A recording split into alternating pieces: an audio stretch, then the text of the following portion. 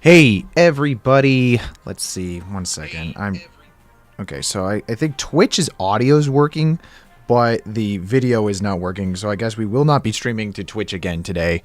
Let's see, let's get everything situated here.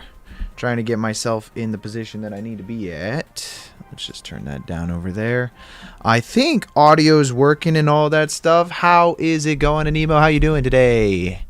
How am I doing? I'm doing fantastic. I was trying to see if I could get Twitch working because we have 2 streams currently running. Well, technically it's 3 right now, but it's the YouTube regular, YouTube vertical, and then of course we're doing trying to get Twitch going as well, but I don't think that's working right now. It's having a problem with receiving the video. It's just basically black. So if people over there want to listen to the audio version of how to do a visual effect shot, I think that's probably not a good thing. So we'll figure that out later. That'll be something that comes in the time to come. But how are you doing, Anemo? How are you doing today? We're starting a new stream today. I'm going to be doing a whole brand new thing for this week. We'll see how much we get done. This is a pretty ambitious photo that we're trying to do today. We're doing a full CG render. It'll be a little bit of compositing as well because of the nature of the character. We're trying to recreate the Inside Out character Joy. Let's see, is it F3? Yeah, there we go. Joy, which she has these particles that are kind of coming off her on the sides here. But it's a pretty crazy render. I think today I'm primarily going to focus on building the CG, like the world. So we have to create these little memory balls that we can stick everywhere on the ground and all that stuff. But we need to be able to change the color of those, make them kind of procedural in nature and whatnot. So that'll be something that we're going to take a look at. Okay, great. Sorry, I got a message from somebody about a work-related thing, but I'm not going to take a look at that until tomorrow because I am taking a break right now. But yeah, so this is the render that we'll be creating today.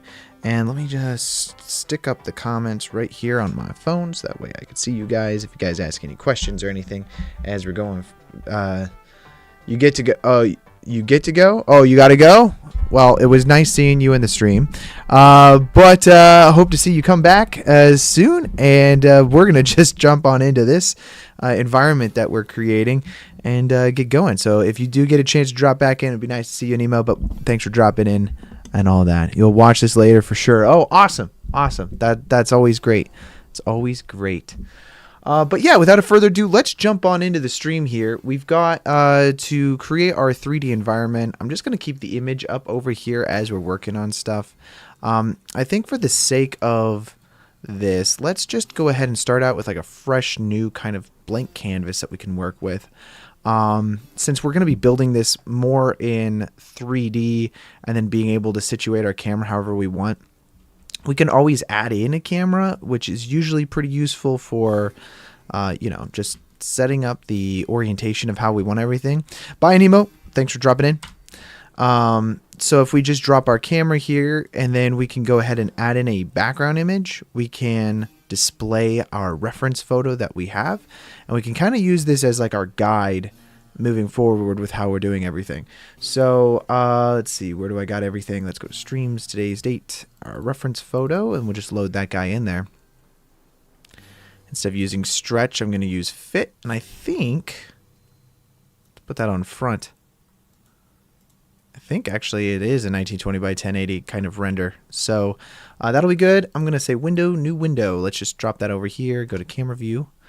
And we can leave this at like a lower opacity, but we're just going to use this as our reference over here. Let's go ahead and zoom that up as well. The other thing I like to do inside of my camera settings over here is under viewport display, just, increasing the pass-through to be completely black, so that way we are only seeing what we are working on. But this will give us an idea to help build the environment. Usually you would do this with concept art, or, you know, like if you're trying to recreate any kind of like scene like that. I find concept art is really useful. Let's do some stuffs though. So we've got our kind of landscape here. We need to line it up a little bit with what we've got going on. Maybe go change our rotation right now. Let's set that to a 0 so that way everything is flat. And kind of find that horizon line that we're wanting on our camera. Because right now, our background image, I think it's lining up decently well. We've got, you know, our ground plane there. Just go rotate this again real quick. And that'll give us kind of like everything. As we scale this out now, it should be fine.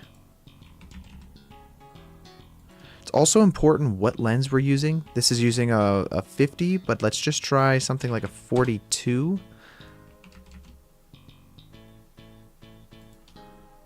Wonderful. Okay, great. And then next up, we know that Joy is probably about the size of an adult. So let's go ahead. Let's see, I don't think I noticed. Your description is wrong. My description's wrong? I have a wrong description? Let's go check that out. What is my wrong description on my YouTube video? I'll go check it out real quick. Did I forget to update it to, you know, what we're doing today?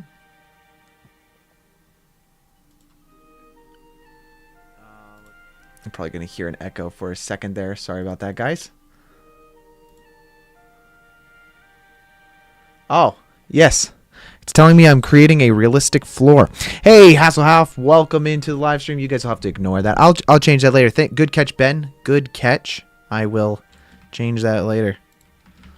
You know, today I wasn't really wanting to, we're going to move this up by 1. There we go. So that should be sitting directly on top of our plane that we have there. In meters, I mean, I like to use this as like a, I like to use this as kind of like a way of which we can, you know, orientate our size of our person. So thinking that she's probably like, I don't know, in American feet, that would be like what, 5 feet? She's like probably like 5'7" or something like that. She should be 1.7 meters or so is kind of what we've got here. And right now she is exactly 1 meter. So let's go ahead and scale this guy up by 0.7. So can I do plus 0.7? Is that possible? Scale 1.7. I think that's the best way to do it. But let's do it by our world origin. That way it scales directly up. So scale 1.7. That should roughly give us the height of our character here. And I'm only using this as like a reference just so we can be like position our camera appropriately. This really helps with positioning. You know, it allows us to know how tall our camera should be, so on and so forth. So if I, you know, move our camera down now, we got our cube over here, and we're kind of lining it up with where the person is, and that gives us the ability to do that. Let's see. Okaisido, hey there. Will you be doing the character as well? Yes, I will, Hasselhoff. I just saw your guys' chat over on the vertical stream. I'll try to keep an eye over here on the vertical stuff as well as the regular stream. Though it's, you know, it is over on this screen. So, and Okaisido, welcome in. YouTube so far so good. Awesome. Thank you so much, Okaisido. Yeah, the Twitch stuff. I noticed that the Twitch is not really working. So I got to figure that out. Slowly but surely. You think the radius of the cube is 1 meter and the diameter is 2 meters? So now the character is 3.4. Oh, is that true?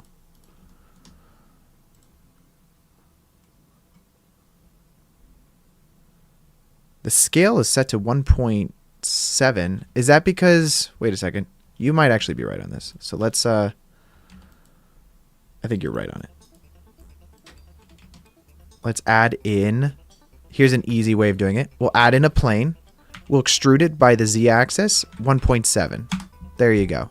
So now this is the height of 1.7. Rather than assuming, I thought the cube for some reason was 1 by 1. Was it not? I guess it, oh, you're right. If I grab it and move it up by 1 meter, it actually lines the bottom edge of it. Yes, that makes sense. I don't know why. My brain did not correlate the two of those. Okay, so we'll do the same thing again with the correct height.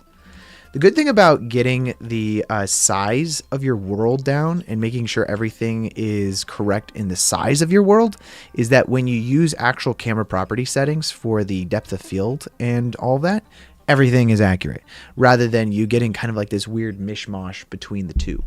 So it's definitely worth it to try to get the scaling of your environment down. Let's take this whole thing now. We only need it from here on over. I find that, you know, just creating like that pizza shape on the edge here is really worth it because then we're not, you know, using a bunch of land that we're not going to see whatsoever. So this is our image. Okay, that's great. So now we've got that set up for the height and location for everything. Let's start building out the environment around here. Recently saw a post by someone who made tank models and also mixed up the radius and diameter. All his barrels were comically large. Yeah, and I think like it's really important to make sure that you get the size down. One thing that's always hard for me just as an American is that we don't use meters, we use feet and inches. And I think you can change it to the imperial system with inside of Blender. But I always forget how to do that. It's probably under the preferences somewhere. And I could probably find it like right now and then just do it. And then I never have to worry about this again. But we'll work with meters though. Okay, we'll be proper and use the meters because that's the way the software is set up. Okay, great. So now that we got that all done, let's go ahead and start building out this environment. I have a feeling that we can model the environment decently quick and start getting on modeling the character this week. The interesting thing about this particular character is that it's not just a rigid 3D model. We've got all of these particles kind of coming off on the sides here, as well as like these speckles with inside of the hair and inside of the eyes. So it'll make for some really interesting shading things that we have to do. Yo, what's up, Quintessa, right? Yep, Quintessa, how you doing today? I'm doing great.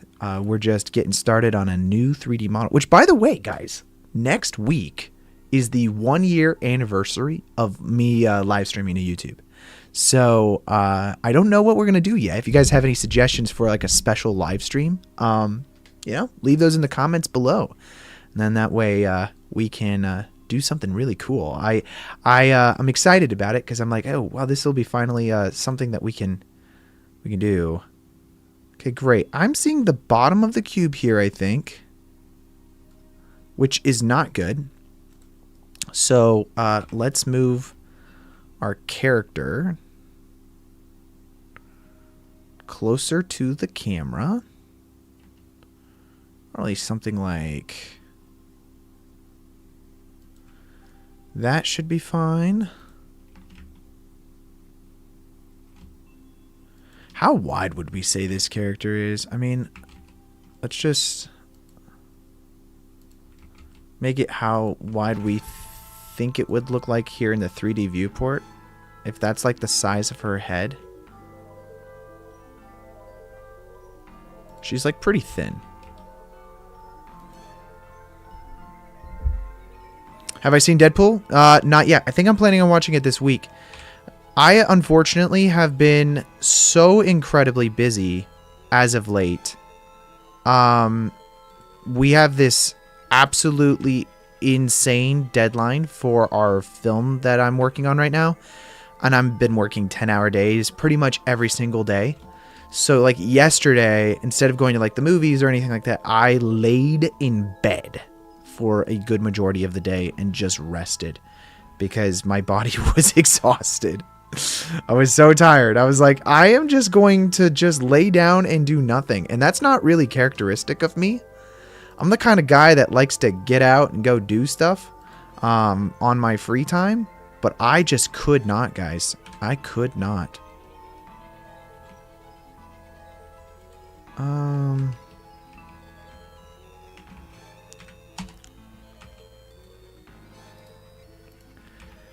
I gotta, so I do plan on watching it hopefully sometime this week.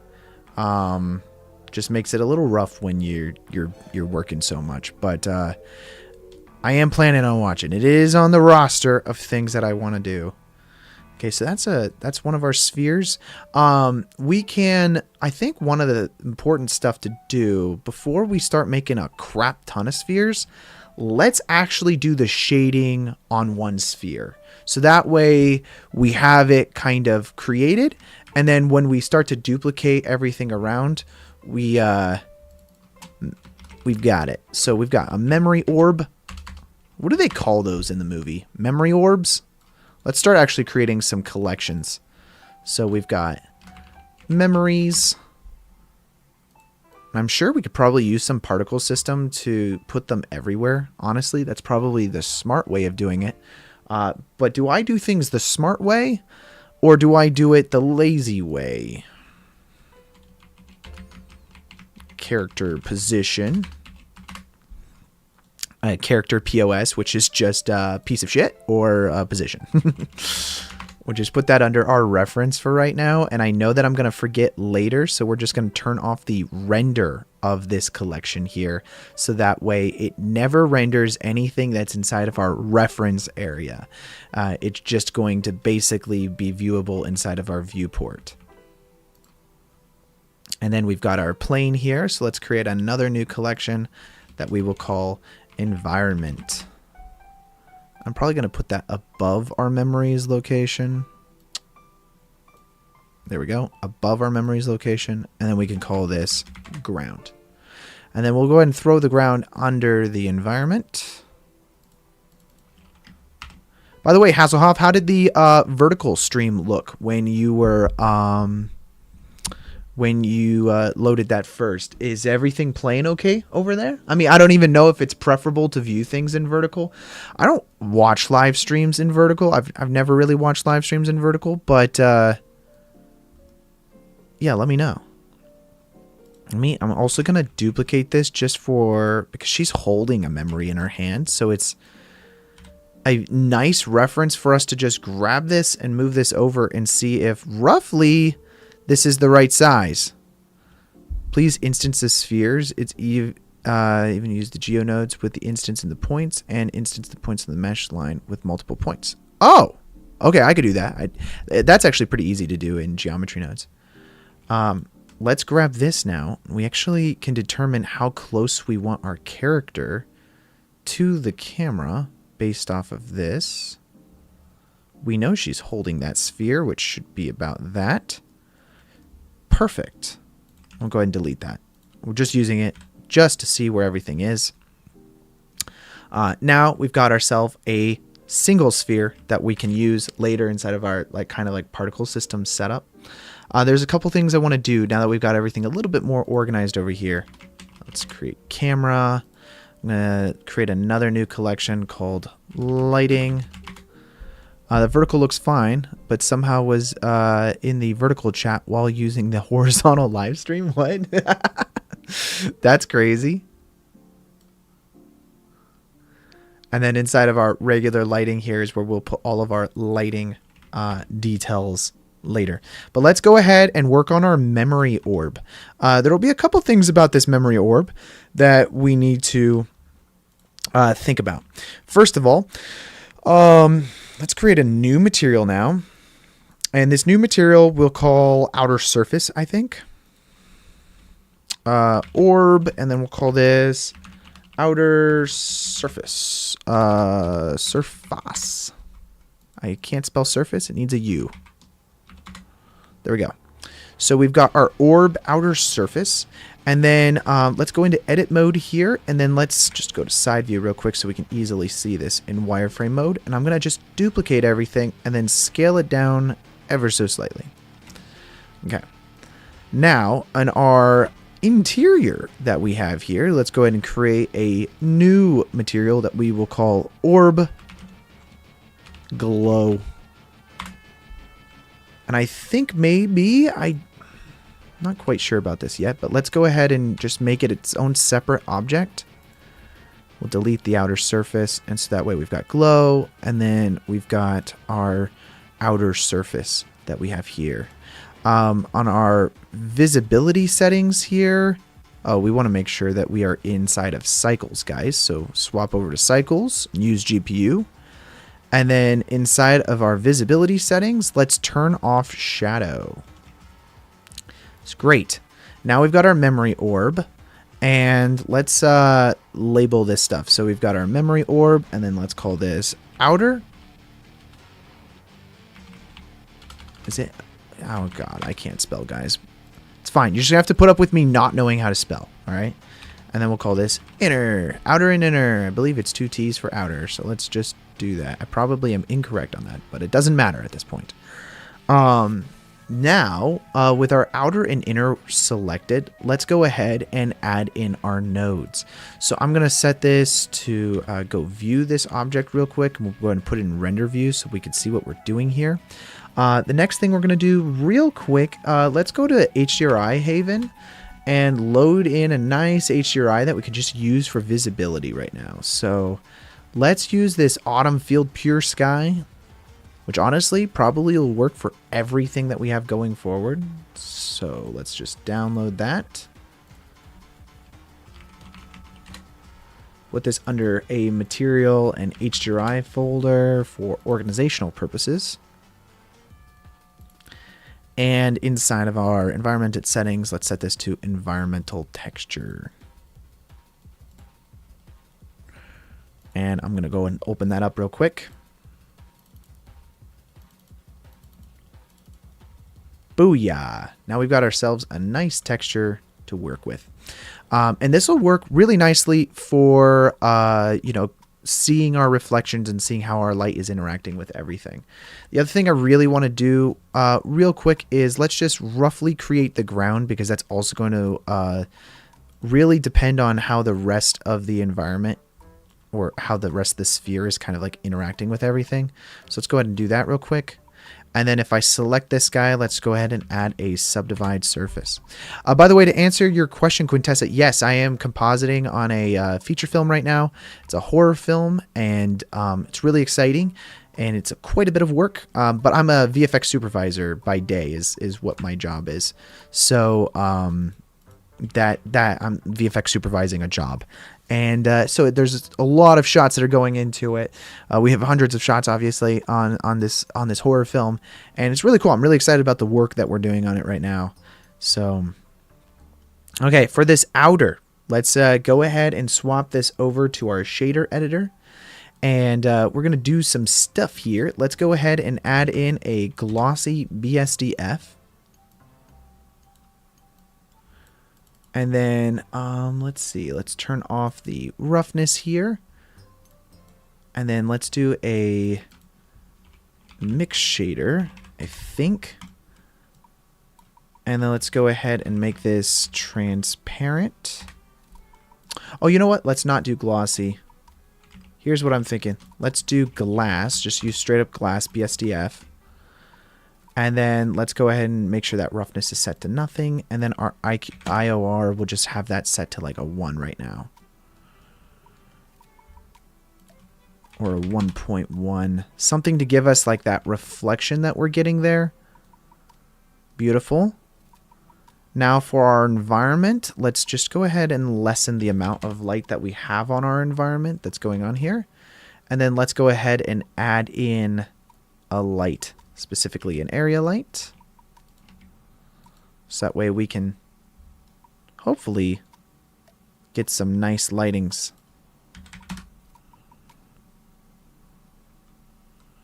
Grab this area light, and then we'll go ahead and scale that down on our individual ordin.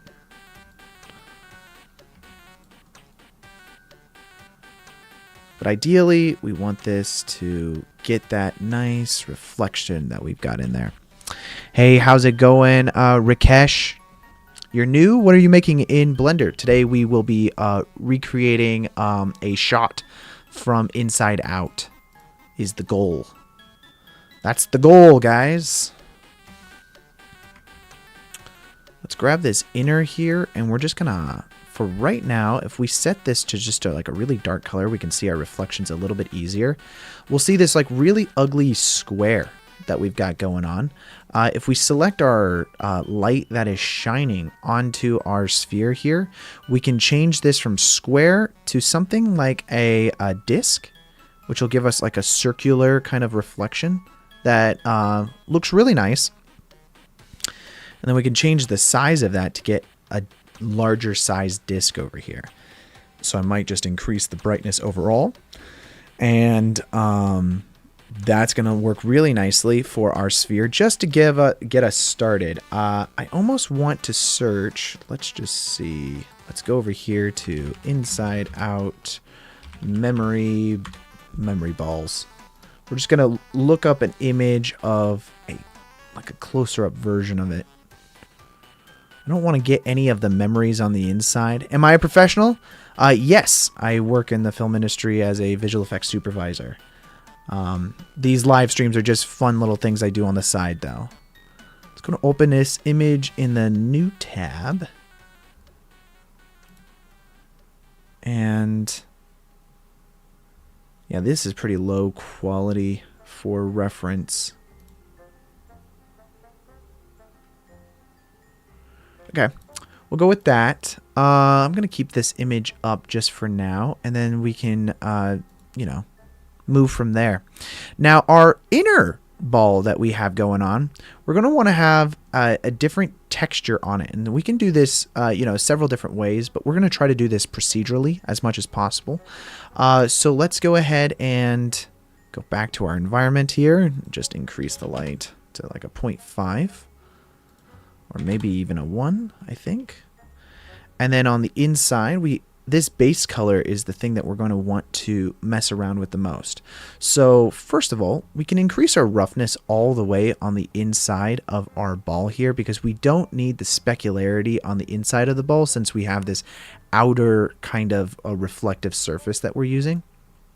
This is the same type of concept that we would use if we were trying to do like eyeballs or something like that. You think a rough colored glass material with glow on the bit on the inside could work? So that is going to be part of it, but we have a reflection on the outside. So the reflective surface is on the outside of the ball, and then the one that we're doing on the inside of the ball is going to be another glass material with a glow from the inside. And actually, I'm thinking that we could probably do this as well with using a different type of light source on the inside, but let's get to that. We're jumping ahead here, okay? So let's use a glass BSDF to start with, and we're going to be messing around with this color material. And then we want the roughness on this one to be a little bit higher since this is going to be the interior of our glass ball. And then we can also have this IQR, which is actually changing the amount of the refraction on the inside of this sphere. So this is something that we can mess around with in the future. This normals right here is something that we're going to also want to adjust. So let's go ahead and add in some kind of noise texture. I'm thinking, if we go view this real quick, I'm thinking something that allows us to be able to control the amount of displacement on the normal would be nice. So if we do that and then just add in a color ramp on top of it, this will allow us to create more of a crunchy kind of effect. So let's go ahead and do that a little bit here. Something like that should work. Let's plug this into the normal map, which actually we'll have to convert this to a bump first. And then that'll give us, let's just disable the outer view so we can kind of see what's going on here. That'll give us a little bit of control over the amount of bumps that we want to have here throughout the sphere. Am I real? Yes. Can you name a movie I want to watch? Let's see. What movie? What do you want to watch? I think I'm real. I don't know. Maybe I'm not. This could be a simulation.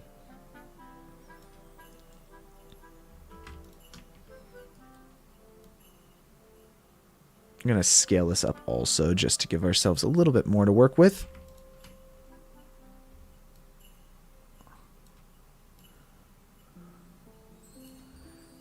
Something like my movie. Oh, can I name the movie? Oh, sorry. I just briefly read that really quick. My bad. Hey man, can I be your moderator? You see my message? I do see your message over there in the vertical stream.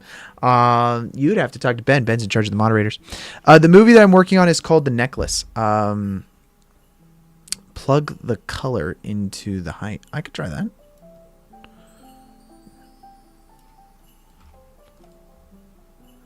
Into the I think I was plugging it into the wrong thing there. So the color into the height, and then into that, and then booyah, and then there we go. Sorry, I'm been spacing here, but yes, that is totally the right way to do that. Thank you, Hasselhoff, for catching me there. I think let's see, let's just control a little bit more of the amount of contrast that we're getting here, and we can change the valleys a little bit by bringing the grays upwards.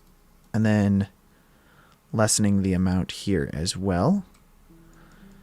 And then inside of the color, we're going to want to do kind of the same thing. Hello, Connor. I was in the vertical stream. So weird. Yeah, well, okay. My bad. I have two streams going. I don't know if maybe, I don't know. If you guys like the vertical, you got the vertical. If you don't want the vertical, then, you know, I'm trying it out because YouTube keeps yelling at me about doing it. So I'm like, all right, fine, I'll do it. You know, let's just see how it goes.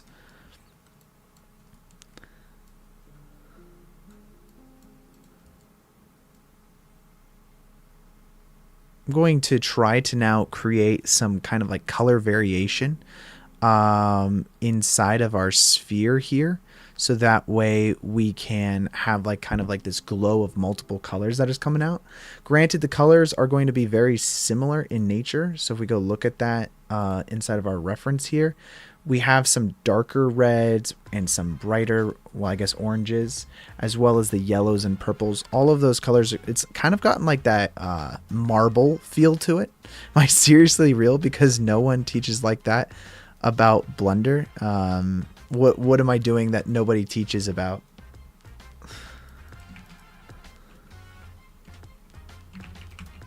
We're going to use an RGB node at this point to kind of get the color that we want.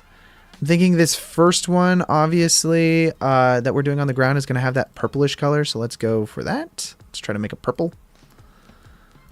And then let's use a mix color node. And we're going to plug this into the A, and then our FAC here into the factor. And that's already going to give us some different variations of our RGB. But we can also use a RGB curves. And plug this over here into the color as well. And let's take this and then plug it into the B input. And now if we just have this slightly darker, we can get some different variations in our sphere. Thinking about changing the scale here to something a little bit larger. You should teach in school or college teaching about Blender. You are a teacher. I do actually have a college degree in teaching. I got that. I didn't go to film school or a graphics school to be a graphic designer. I went to school to be an educator, and it's because I do film, or I wanted to be I want to be a director. So my goal was always that. And so learning how to teach people different concepts of what you want, I think is extremely important. And knowing how to communicate your ideas is equally as important as learning how to do the stuff. I think it's harder to teach someone how to teach than it is to teach someone how to do something. In fact, I would say actually, because I had a computer science degree, that it's easier to teach someone how to code than it is to teach someone how to do math.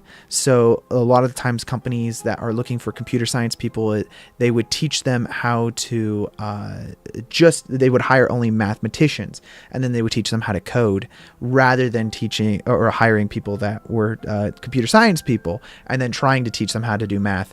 Because if you can't do math with a fundamental, then you can't do, the other bit. And I think that's kind of true in a lot of things. I think it's like learning core abilities is a lot better than learning otherwise. Okay, great. So that gives us that one shade. I'm thinking we can just duplicate our work here. So let's just go ahead and duplicate this other noise texture all the way up here. And then we can change the offset now to, or not offset, sorry. We can change, let's add a map. I think that's actually what we need to do here. So let's change the rotation here to something like that. And then we'll increase the black a little bit and remove the little bit of the white. This is going to give us another matte that we can use on top of this other matte that we have. So we've got this guy and now we've got this guy. And we're going to do the same thing that we had with the RGB curves here. Let's grab that. We're going to actually take it out of our other RGB curve that we have here. So it's an equally distanced, darker value that we can then mix into a different location. So we've got this mix node here. We'll put that into the A input. And then with the B input, we'll take it from this other RGB curve. And then take this color value and plug that into the factor. And then now we've got a little bit more variation inside of our image. And we can make it even more so if we want by having it even a little bit darker. We could also go a little bit lighter so that way we have like a lighter offset of our sphere. But I'm thinking a little bit darker might be nice. So let's do that. And then, add a little more contrast to some specific parts. With object info, random color wraps to constant, you can make one master material, and every instance of sphere you have a random color. Oh, that actually might be interesting concept. Yeah, let's try that actually. So we'll do object info. And then we do have random here. He says random and then color ramp set to constant. Color ramp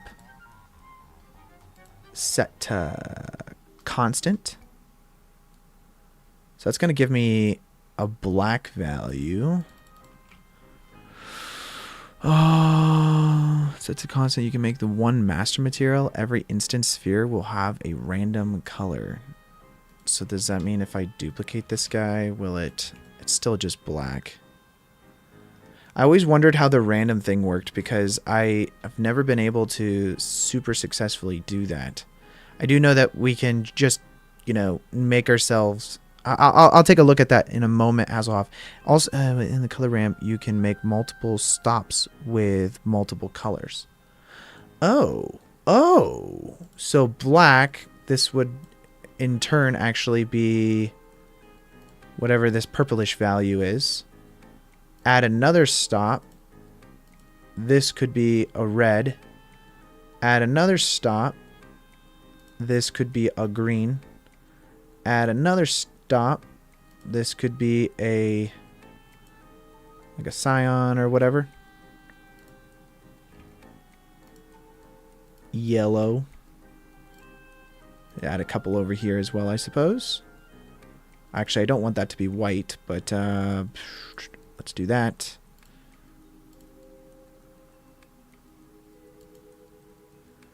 Do that.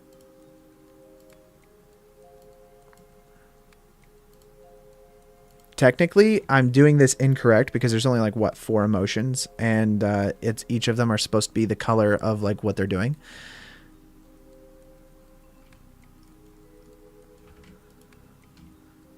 So that one's green.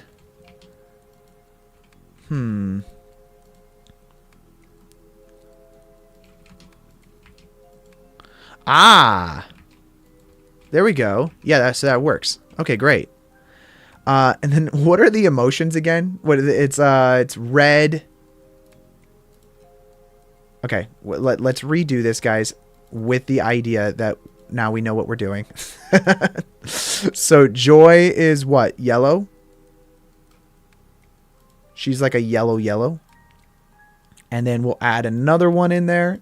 And then we've got anger, which is red. We'll add another one in there, which is fear, which is purple. Let's add another one in.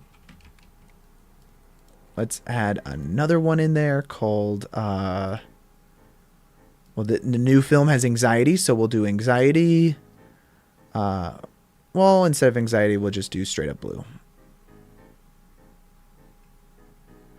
It's a nice blue, something like that. So we have this, which could be a little more yellow, I suppose. So wait, you got, what are all the 4 people? You've got joy, which is yellow, fear, sadness, anger. Am I missing anyone? I feel like I'm missing someone. Inside Out characters. Oh, I've got disgust. I forgot about disgust.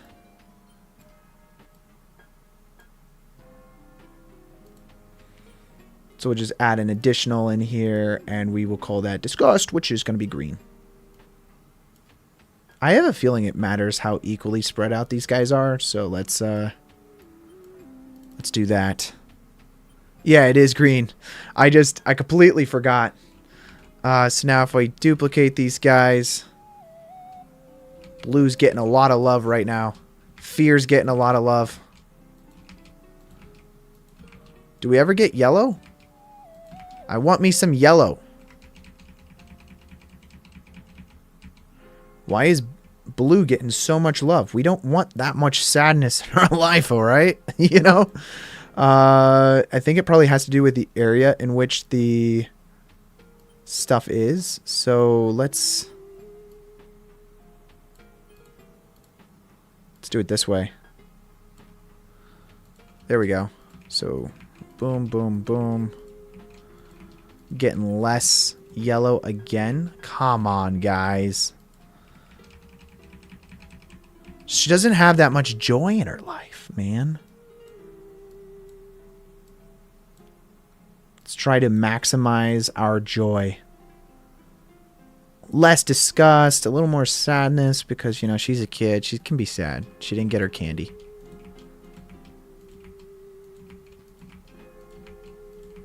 Hey, that's a good, I feel like that's a good amount of difference.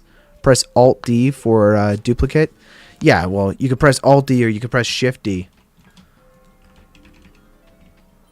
What does Alt-D do? Alt-D does the same thing? Yeah, I just press Shift-D. Okay, great. So now we've got this color here. Let's plug this color into our RGB color there. And then we plug this color into... Where else are we using this? Into the A input? Yeah, so we'll plug that into the A input. So now we could delete that guy. So now we've got our random colors that it's generating. So this is our procedural orb glow that we're using with the random color values. And let's see. So just to keep this a little bit organized. So now if we go view our mix shader, that's going to give us our yellow look. I'm thinking that this one should be a little bit higher up. Yeah, that's a little bit better. Then let's turn on our visibility of our outer glow again. So all of this is just using our mix shaders. We're actually going to want this to be plugged into our glass. So we'll plug that over here into the color glass. And then that's going to give us that. Now that looks terrible. So we're going to fix it. Our bump is a little strong. So let's use a math node. And we're going to multiply on the math node by 0.1 or something like that. And now if we go view our glass BSDF, it should be a little bit less. It's pretty good.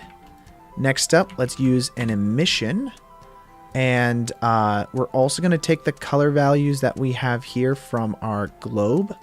And then we're going to mix our shaders.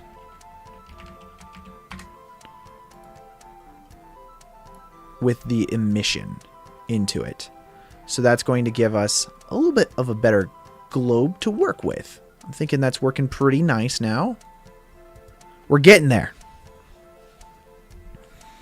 We are getting there, guys.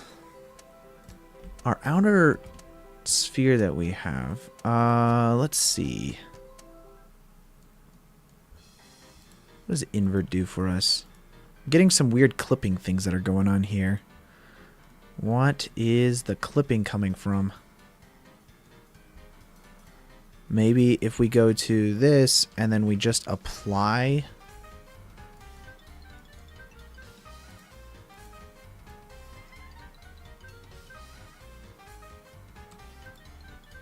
If we take this and just plug it directly into the height? No. Okay, so this is coming from... Let's go to our settings now, and if we turn our displacement, it's set to default. But if we go to settings, we can change it from bump to displacement only, or to displacement and bump.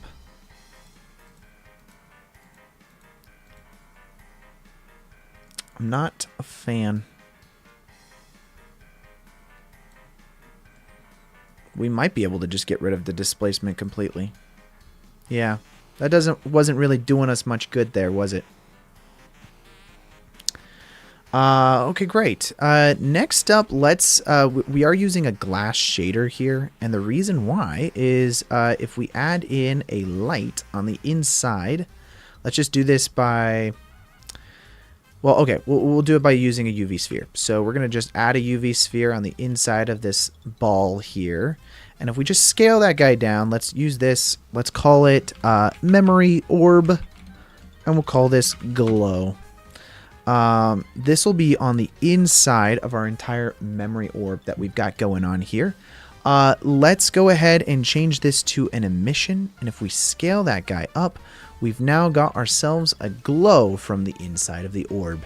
Now that looks terrible. So we can fix this by going ahead and deleting it to start with. And instead of using a sphere that we would have on the inside, let's use a plane. And if we scale that plane down, we're just going to scale it to the inside of our sphere here. And let's do Control T. Well, that used to be the shortcut. I actually don't know what the shortcut is anymore.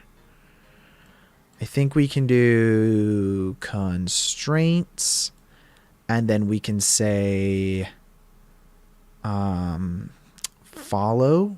Where's that at? I want it to look at the camera. Got camera solver, follow track, copy rotations. I don't want to copy anything. I want track 2 is probably what it is. Track to the camera, please. And then now it's going to be viewing directly into the orientation of the camera. Perfect. So now we've got ourselves a plane on the inside here. And we want to actually change this to memory orb glow. So now we've got ourselves a plane that's just glowing on the inside. Let's go ahead and save that. And you like my contai? Contai? I'm not quite sure what that is. My contact? But let's go grab some assets.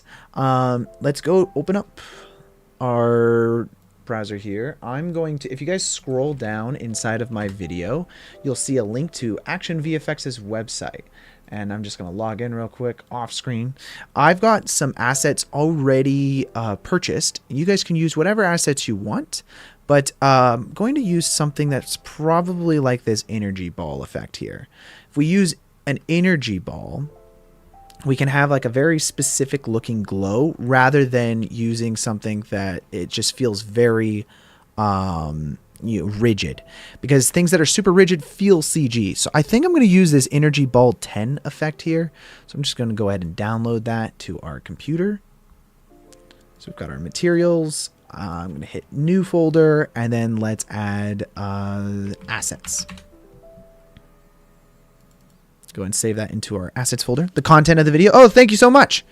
I really wanted to do this. I watched Inside Out this last week, and I really enjoyed it. Well, actually, I technically watched it last weekend. I watched it right after I live streamed. So now we've got ourselves our plane on the inside, and we're just using this emission at a strength that we set. We can change the strength to whatever we want, but I do think we should import an image texture now. And if we load in our asset that we created, so materials, assets, energy ball, and let's say we're going to set the frames here to, I don't even know what the frames are, but let's do that. Go view this real quick, and let's hide that real quick, and then use this offset here so way we can see our energy ball that we have. It's kind of warped a little weird. We can fix that. Let's change the value here, and we'll set this to a smaller value.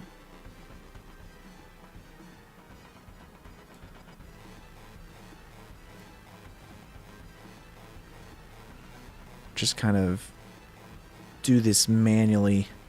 We could also do this, by the way, just by going into UV editor and fixing it. But I don't want to, so do whatever works best for you. I'm lazy right now. And you know what? I am less lazy this second because this is now turning into more work. So I'm going to delete the mappings that we have here, and then I'm just going to load in our UV editor. And if we go into edit mode, we just got to grab this thing and scale it. I also think we need to scale it outwards like so, and then just position it properly. You see how fast that was if I just did it correct the first time? Get out of edit mode, and voila. It's basically just an image file. Now this is actually going to animate, so if we were doing an actual shot, this would work totally fine for everything that we're trying to do. But we're going to use this, specifically the color here. And I'm wondering actually, what does the alpha look like? Oh, that's pretty cool. I actually really like that. Let's go back over here to our UV editor and fix our UVs so that it doesn't clip off the edges. Just scale that out. Beautiful. And just move that over there so I don't have to do that again. We're going to use the alpha now and then plug the alpha directly into the strength. And then we can go ahead and view our emission node, and that should work pretty great. Now let's add in a transparent BSDF. And if we do a mix shader now, we can mix between this guy on the A and the transparent on the B, specifically everywhere that the alpha is, which looks like I actually just inverted that. Voila. So now we've got ourselves a glow that's happening there. And again, this is our glow effect, so it shouldn't be casting any shadows. So we want to make sure that that's doing that correctly.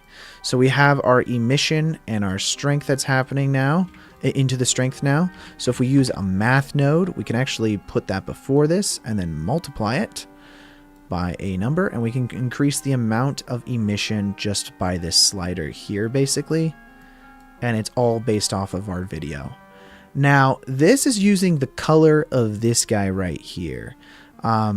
We can control what type of emission color by adjusting this, but I don't think we need to quite yet. Just call that memory orb glow. So now if we do the inner and we turn that on, we will now have ourselves a glow on the inside that we can control the amount of our strength here. And that's going to give it a little bit more of a that effect from the inside of like a memory on the inside of the orb that we're using. Great, guys. I think that's already doing us a little bit better. Let's go ahead and use a value here. Let's just set this to 1 and then plug that into the scale. I might want this to be a little bit larger. That's rough. I hate that you can't scale it up directly. Let's see, the globe. Can I not? Oh, I can scale this up. So I might do that. Perfect. There we go, guys. That's our first orb that we created. And obviously we're going to use a particle system to basically emit a bunch of these all around the environment. Let's enable our outer now. And our outer effect, I might want to make this a little shinier. How does that look for a memory, a single memory? I think that looks, I'm pretty happy with how that looks. Now using like a particle system, we can throw this all over our entire scene in the different areas. One of the important things with a lot of this is getting that kind of elliptical look on your image. I think one thing that kind of hurts this is how hard the edges are. That looks very CG.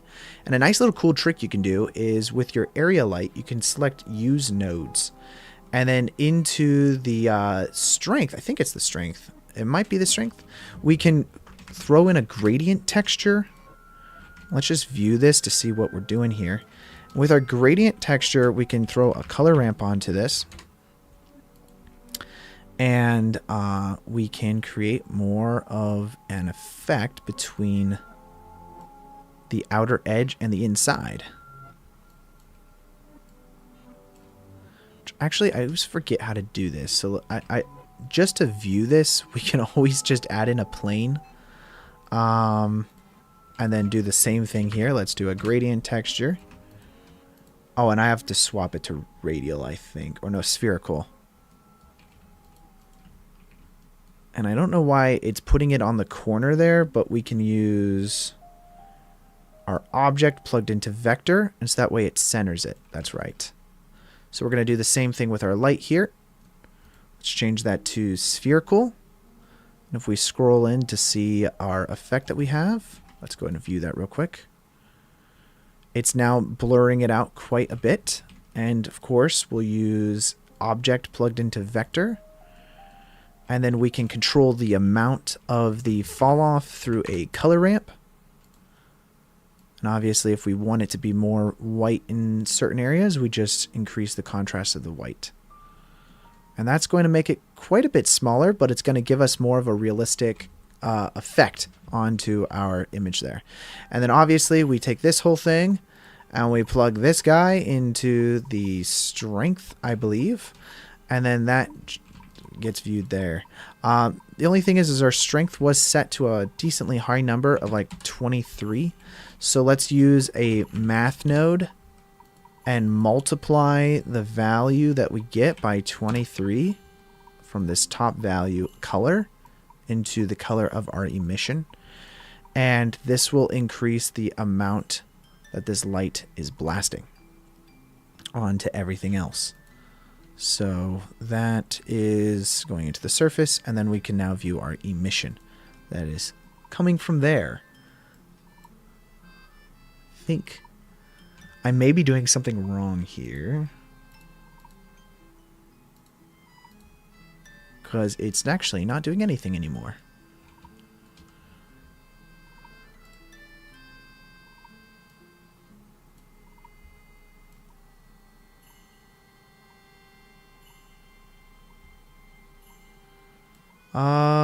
Let's see. Let's make that constant.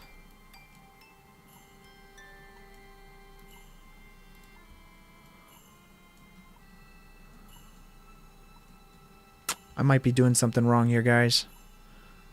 Let's figure this out. So that's using a negative number, which is actually negatively affecting everything. That seems to be correct. Oh, strength right here needs to be lessened, I think. Set that to a 1.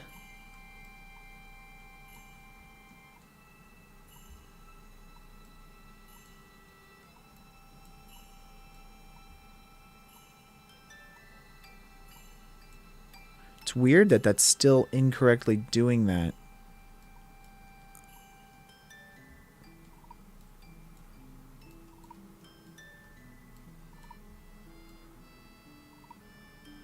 Wondering what I'm doing wrong. I'll have to look into that, see how I can fix that later, because I think that's not quite exactly doing what I want it to. The other thing I think might be interesting is on this outer surface that we have here. Let's just go look at...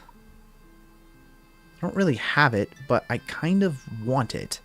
I want them to feel more like they're glowing on the outer contoured edges of the sphere. So if we add in a Fresnel effect, Fresnel will basically take whatever the outer is from your camera's position and create a matte out of it. So we can use this to basically lighten the edges of our surface. So if we go view our glass real quick, we can add in a effect where we are basically lighting up everything else around it. It looks good now, just need 4 stars inside and it becomes a Dragon Ball. True. You can just change our inner glow effect that we have here to whatever you guys want. So it's like you can use this for whatever type of effect that you're really looking for. For this Fresnel though, let's use an emission here. We're going to use an emission. We're going to put that over here. We'll use a mix shader node and let's mix between that and the emission using the Fresnel effect as our FAC. If we go ahead and view that now, it's going to kind of like lift all of the edges around on this sphere to give it a little bit of a brighter effect that's going on. Let's use like let's just use a 1, and then with our Fresnel effect, we're going to want to use a color ramp, I think. And then everywhere that was like pure white, let's make it a little bit grayer. So that way it's actually not completely using that emission. It's just basically lifting the values a little bit on the outside.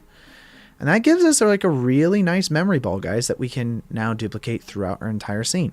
So I'm going to save that and let's start working on the rest of the environment.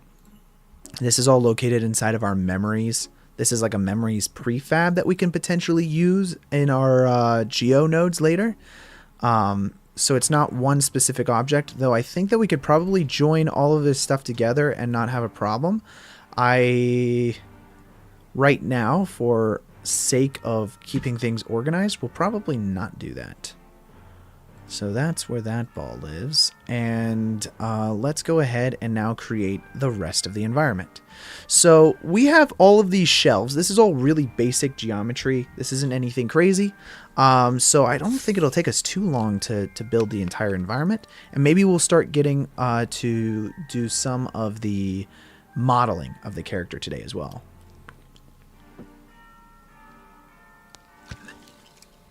I just spilled water all over myself. Why do I do that every week now? This is like a common thing that I just do. I'm just like spilling water all over myself. I'm just so thirsty, guys. Talking all this time. Oh my gosh. All right, let's go ahead and start getting into modeling some of this environment. We could probably turn that off now from solid view, and then we can just get into doing what we need to do. Let's use 3D viewport over here and start working. So let's build some of the shelves. I'm going to minimize this just so we can see our reference image as we're working on it. Let's add in a cube now. Just kind of line this up a little bit.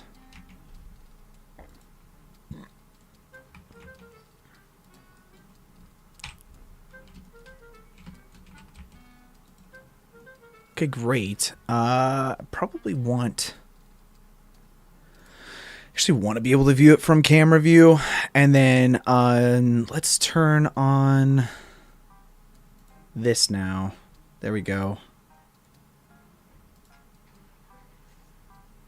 And let's start working on building some of these shelves.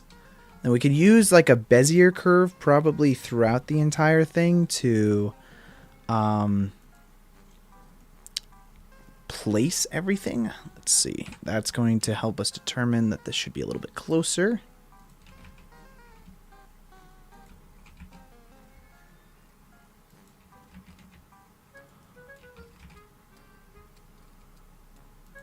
This isn't going to completely line up because this image actually has a distortion on it because they already finished compositing it. but it'll allow us to like roughly get everything lined up. So one of the annoying things, and I haven't figured this out yet, is how to do, like, I want to view through the camera in Blender with distortion, but I haven't figured out how that's possible yet.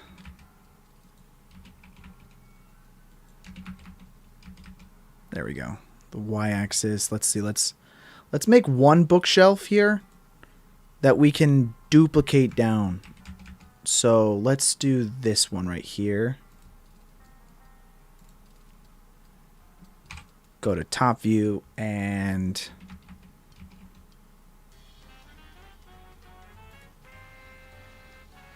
see, it's going behind our reference cube that we have. So let's hide this reference cube. We don't need it for right now.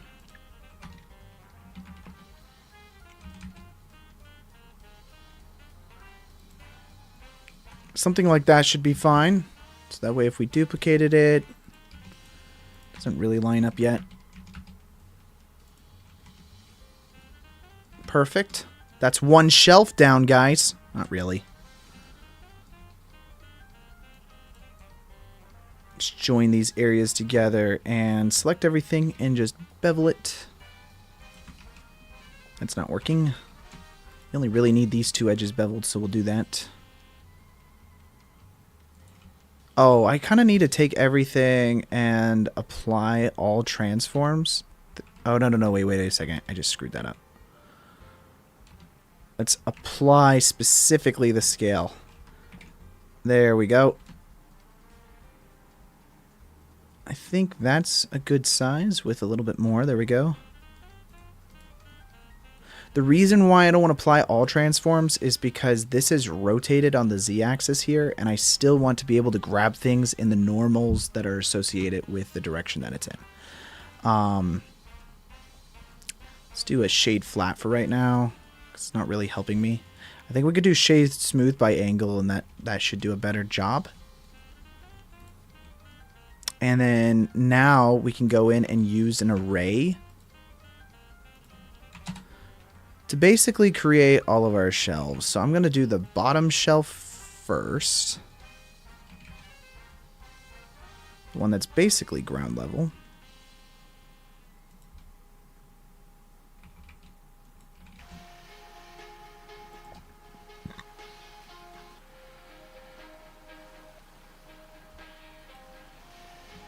I will say there's a little bit more of a bevel between the ground and it, so we should probably compensate for that. And then this is an easy way of testing our theory here. We have to basically have the shelf fit the memory ball with inside of it. So let's do that. Go and delete that for right now. And now we just duplicate that upwards. We're going to create all of our shelves. Now, how many shelves? Well, that's a good question. If we add another array in here and we use the negative value here to basically line this up down our walkway, we're going to want this, I don't know, a couple times. So let's just do that. And if we go to our first array that we're doing and increase the amount of shelves, we want it to go off camera on that far one.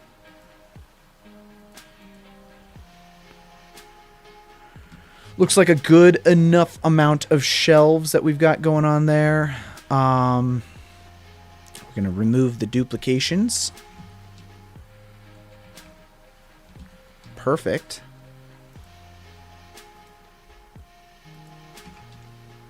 And if we add in, I think this is decently simple to do. If we add in just a plane and delete all but one vertice, we'll just move that all the way to the center of our bookshelf, probably a little bit towards the front of it.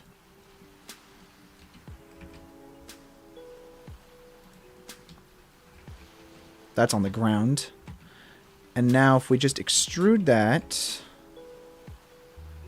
outwards, I'm going to copy the orientation or the rotation of the z-axis on this shelf, so that way this line is kind of following that. Perfect. So now it's like all of the spheres will be lined up along that. This is going to be our probably instance orbs. Call it instance orbs. And we're going to put this under the, not environment, let's see, so this is shelves. Let's create a new collection, and this new collection is going to be called instances. And we can take our instance orbs and throw that under there, and then our shelves are going to go under our environment. Just going to kind of minimize some of this to keep it a little bit more organized as we're moving forward here. And inside of this guy, it's just 2 points basically. And let's see, let's go to geometry nodes. Geometry nodes, guys. We all love geometry nodes. I mean, I don't know anything about geometry nodes, so this will be fun. But we're going to create new geometry nodes, and then let's say points or points of curve, curve 2 points. Let's see, mesh 2 points. So then we've got our mesh 2 points, and it's got 2 different points that it did. Cool. So then we can do subdivide surface. Now it's got 3 points. So if we increase the amount of our subdivision of our surface here, it'll give us more points along that edge. Now we've got all of these vertices here. So it says mesh to points. Now we could say points to mesh, right? Or instance mesh. Basically, I need to spawn something along each one of these points. Add instance. I don't know if is it realize instance? No, that's the geometry. Geometry. Basically need, so points. Distribute points in volume, distribute points on faces, points, points to curve, points to volume, mesh, topology, UV, operations.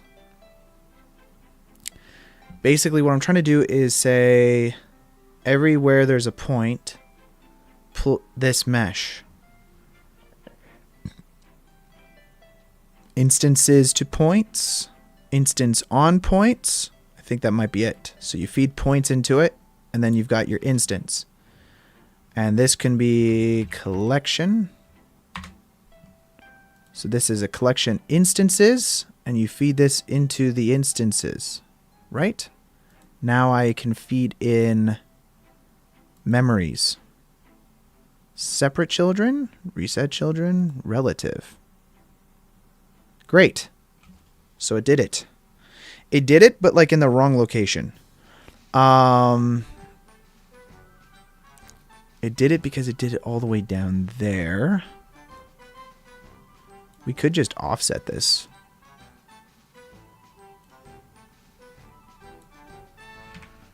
We can offset the location manually. It's not the worst thing in the world. Sure, there's a better way. Oh, wait, that's rotation.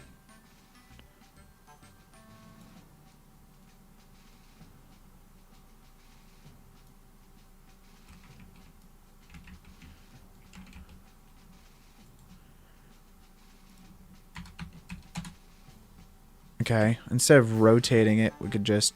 Oh, no, you can't do that. Okay, so wait, instance... Let's do transform. Do they got transform geometry? And we can translate it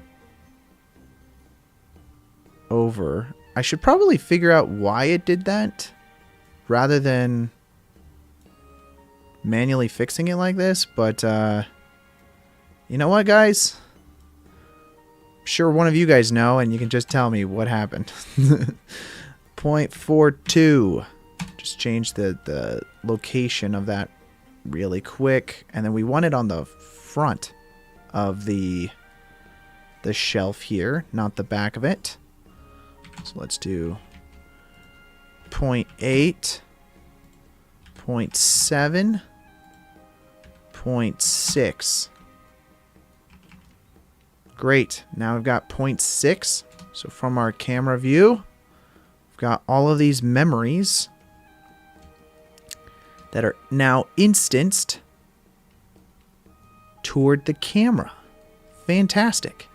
So now here's the question. So we've got our instanced orb, which is basically our just our line that we created here. We can actually just duplicate this line. We could just duplicate it, or we could use an array. And so let's just use this array, move this above the geometry nodes, and then change that to 0. We're going to just set this to maybe like a 1 on the Z, I think.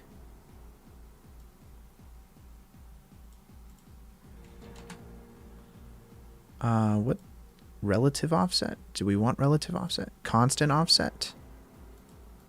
Let's use constant offset. 0.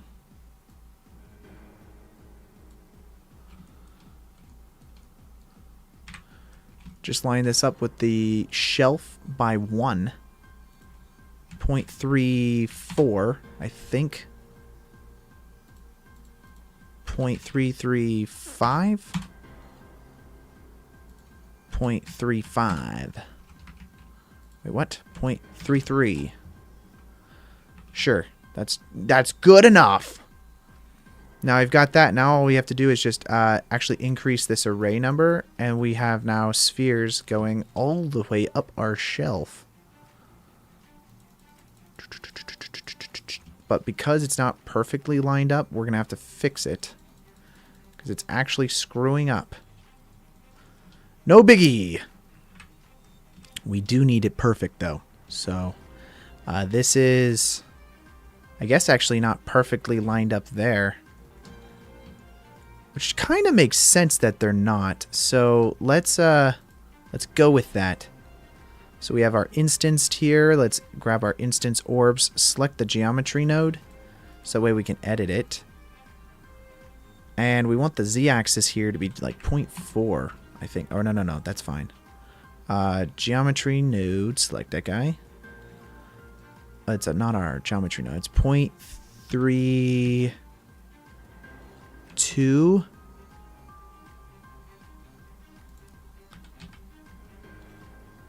1.8.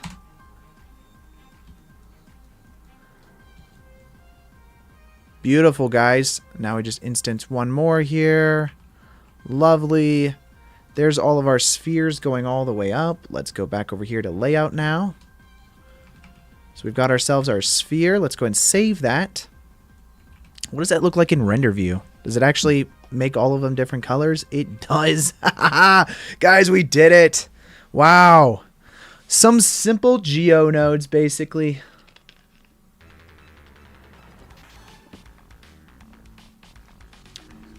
I'm being careful with how I drink now, so that way I don't spill myself. I spill all over myself. So just using that simple geometry node is going to give us like these, basically infinite amount of spheres that we could place everywhere. And we didn't have to manually do any of that work, which makes our life a billion times easier. Next up, we're probably going to want to do a little bit of work. Let's see. Let's grab the camera here. Let's turn off background. Yeah, let's work on the rest of this shelf just to give it some nice kind of like modern feel. That's one of the things that's pretty interesting about our photo here. It's got this nice modern feel to the mesh. So let's go ahead and do that. Let's add in like a cube. I'm thinking we'll just roughly block this thing out first. Let's do that. Scale it in. Just get that like flat edge here first. So let's grab that. Just grab the bottom of it.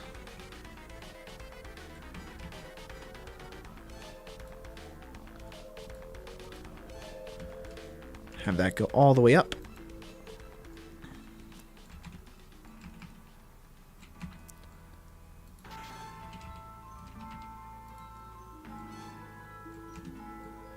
We do need to like rotate this on the z-axis to kind of match the shelves. So like, because the shelves are slightly rotated, we always need to match that as much as possible.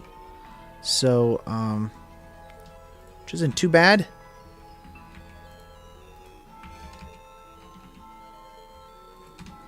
Just have it bulge out a little bit.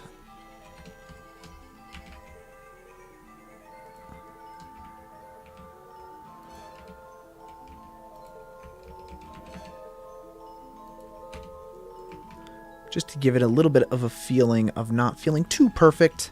You know, it's just got to have a nice, I feel like sharp edge to it is the best way to describe it.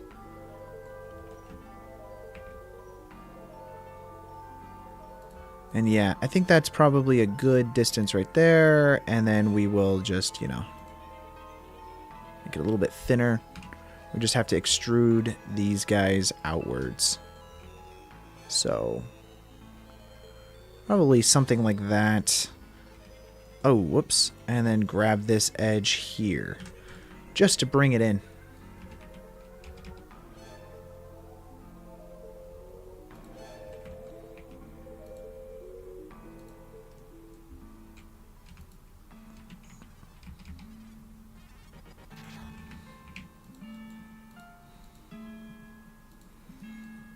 Just trying to create a nice edge to it. Something like that should be fine.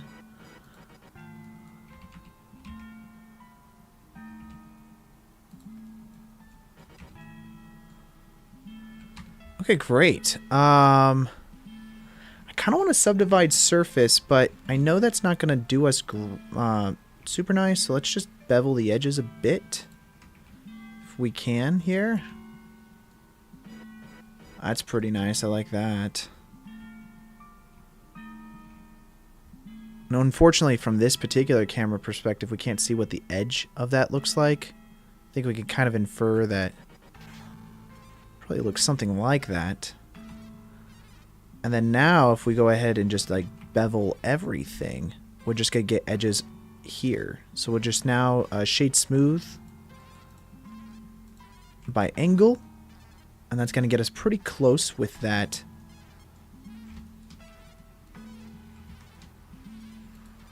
And let's just grab this top one. I really think it should probably go in the most all the way up there. Then we'll grab this last guy here, and then we'll just bevel everything here.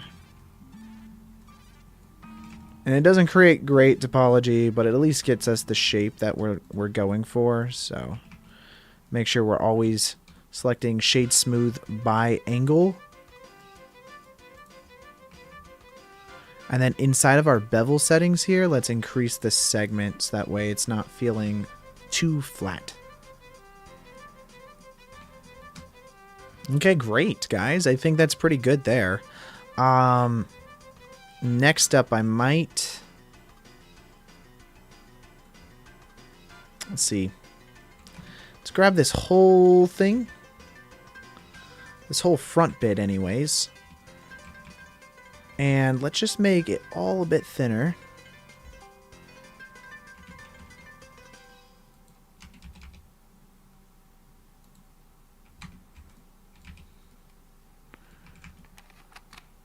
And yeah, that's all pretty good there. I like that. Let's actually mirror this, I think.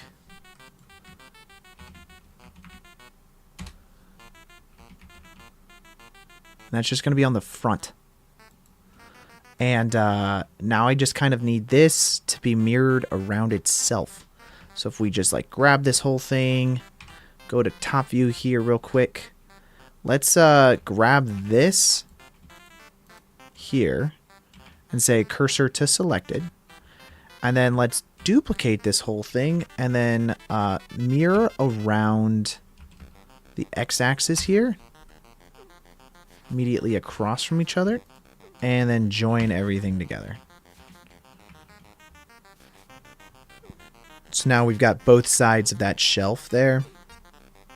And all we have to do is take this whole thing and we're just going to mirror it along the entirety of our shelf that we already built. So we've got our shelves and we just have to mirror it along the entirety of it. And let's see.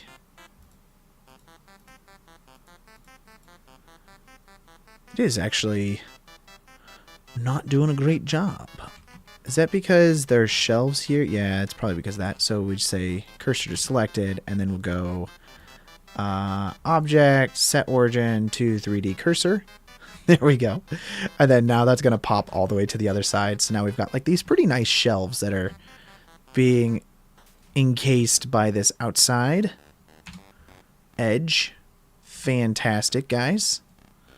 And we could do one of two things. We could, now that that's done, we've got this mirror that's happening here. We could just use like an array, and we could go -1, you know, and just keep going forward. I think the best bet for us is to not,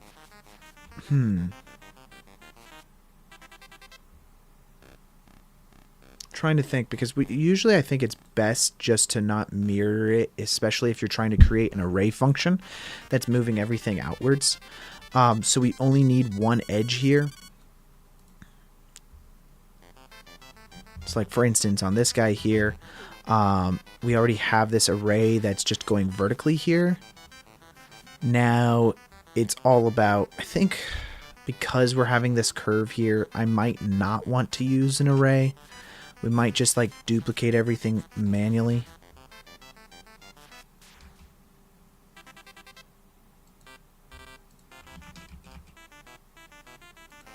And then we'll just rotate it a little bit.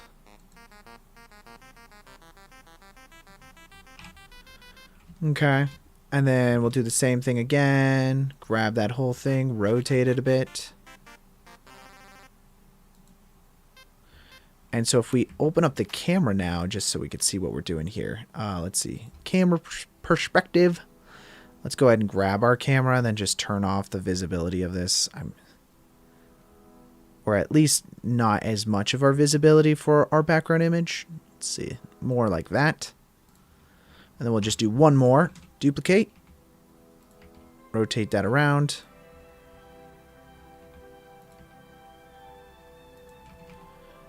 That's great. Okay, so that's all of our shelves that are going further and further away. Yo, finally a 3D artist following on live. Hey mate, just read chat after a few minutes so you can keep viewers engaged. Yeah, I'm sorry, your chat's just over there. But if you do join our vertical stream, that's where I check that chat a little more often because it's down here on my thing. But thank you so much, Master Roof, for joining in the chat. Sorry, I missed your comment. I apologize. I need to figure that out. I think the trick is going to be I need a monitor, like a third monitor, like right here. Because like right now I'm using my TV that's over there.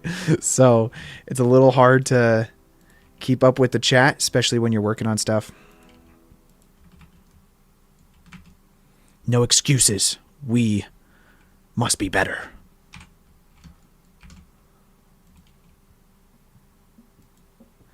Okay, so then this will be the last one on this edge, but since we're not using any arrays or anything like that, I can just go ahead and delete this half of it, and so that way it just encases it inwards. And let's go ahead and grab this guy over here, and then just duplicate and move him over. Fancy, guys! So we've got all of our shelves set up, at least for this one side here. Let's go ahead and select our orbs, and kind of need to do the same thing. So let's just duplicate the well, I guess we can't. We've got our instanced orbs. Let's go into edit mode here and just duplicate our instance here.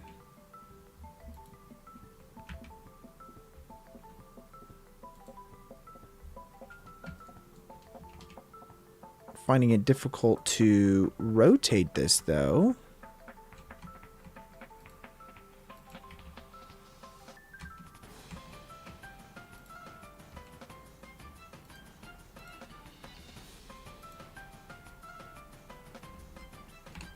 And then we'll just duplicate that again over here to this other shelf. And then we just have to grab this one point and then move it over. And then again, duplicate that.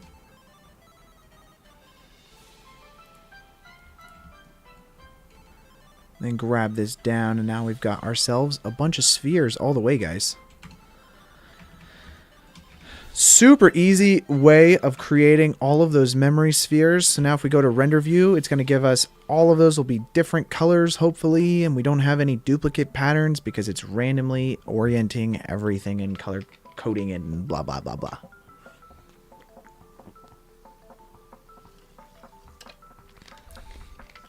Great suggestion, by the way, Hasselhoff. Thank you for that suggestion. Okay. Let's go ahead and save that. Now we've got ourselves our memories, at least on that portion of the image. And we can create the memories on the other side here as well. It's basically the same thing that we already have, but just like moved over. Before we do that, we could probably get into doing some shading here. Although I actually don't think it would be that difficult for us to just duplicate this already to the other side. So let's go ahead and do that real quick. Just grab that, move that outwards, and grab these shelves.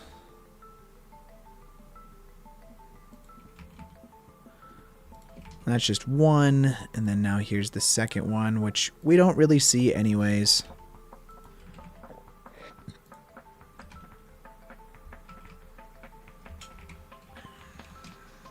And we'll grab this.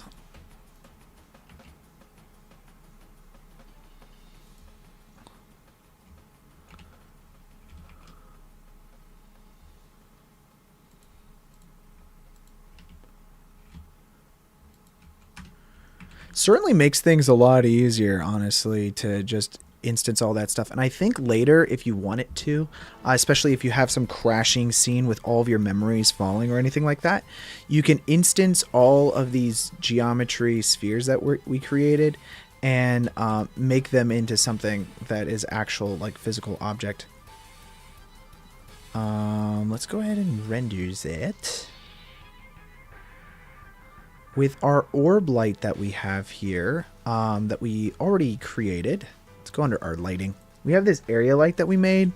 Now, it worked perfectly for our one sphere, but it's not going to work for every single other sphere that is basically duplicated, because obviously there's not infinite lights on everything.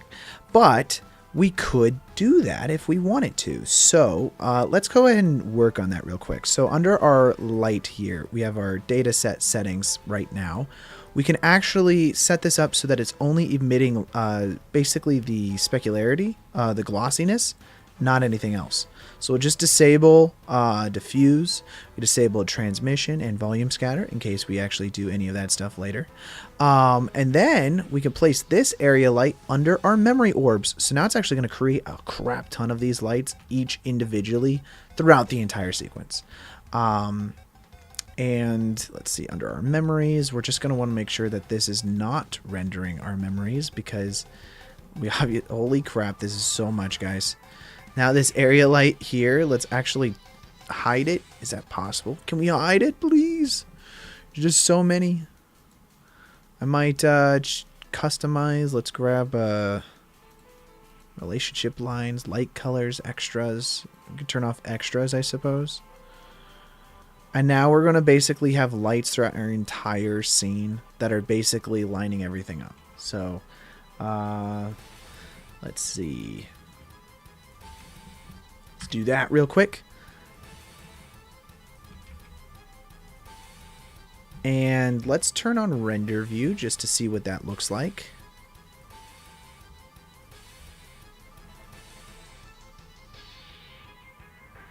Not sure I'm a huge fan. I think I like this better anyways, honestly, without it instancing the area light throughout.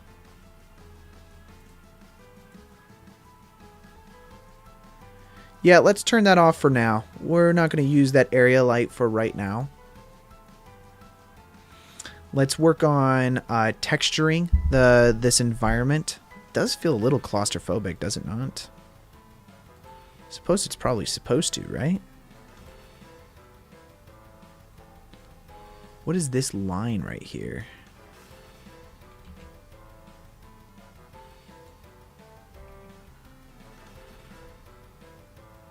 I don't know what that line is. Let's work on, let's do this. Pillar. What color is it supposed to be? I guess slight purplish dark gray.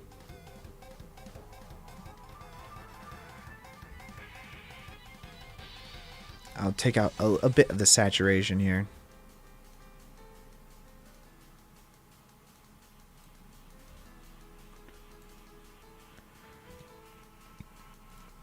And then we could select pillar, I suppose, for all of these. That's very much in the shadow over there.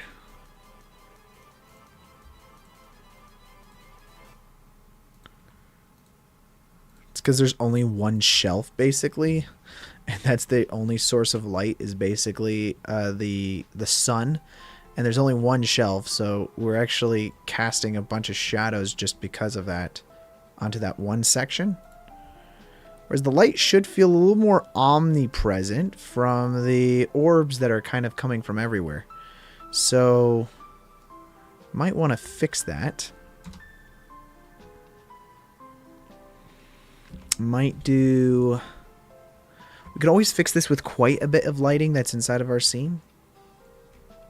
Let's see, and then all of these are basically just like golden shelves, right?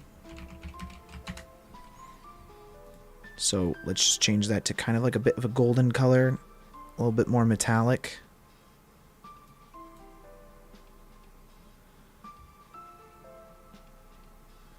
I love that because it's actually casting a bit of a reflection of the spheres also in the scene. That's great. So now we can just go ahead and select that for all of our shelves that we've got going on.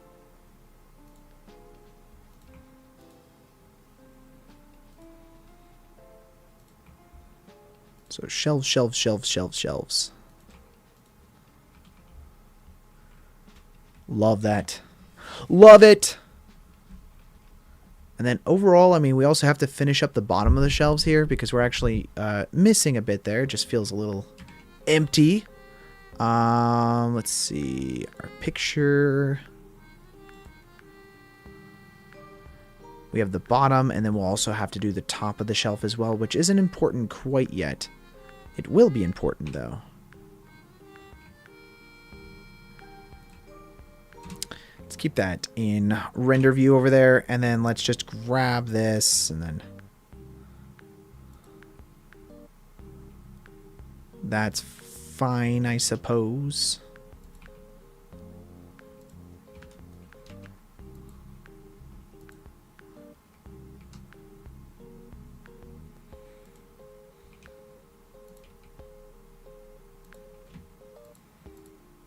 Do I want a little bit? I want to see like a little bit of the edge.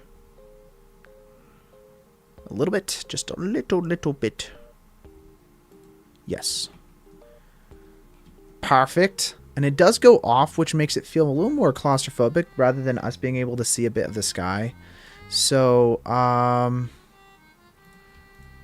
yeah, let's grab this thing and just move it further back so that's way it's like there's a walkway back there. And this could be quite a bit further back, I suppose.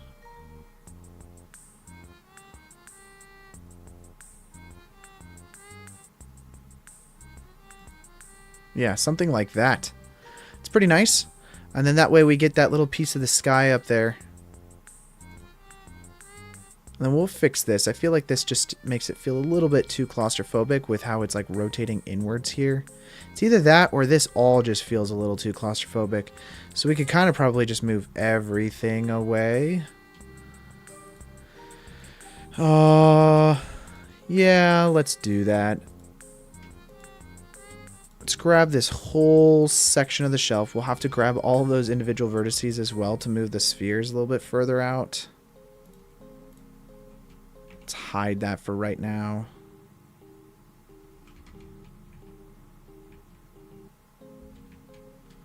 So it's going to move it back quite a bit. And then if we go into wireframe mode, it should be pretty easy.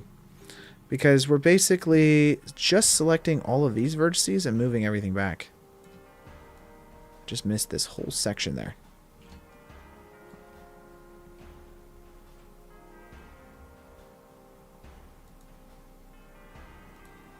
Which apparently missed that as well. That's not bad, guys. I mean, that opens it up quite a bit. I like that. This memory orb actually down there makes sense because I think we have a couple that are just supposed to like lay around on the ground. So we can actually just duplicate our memory orb that we have.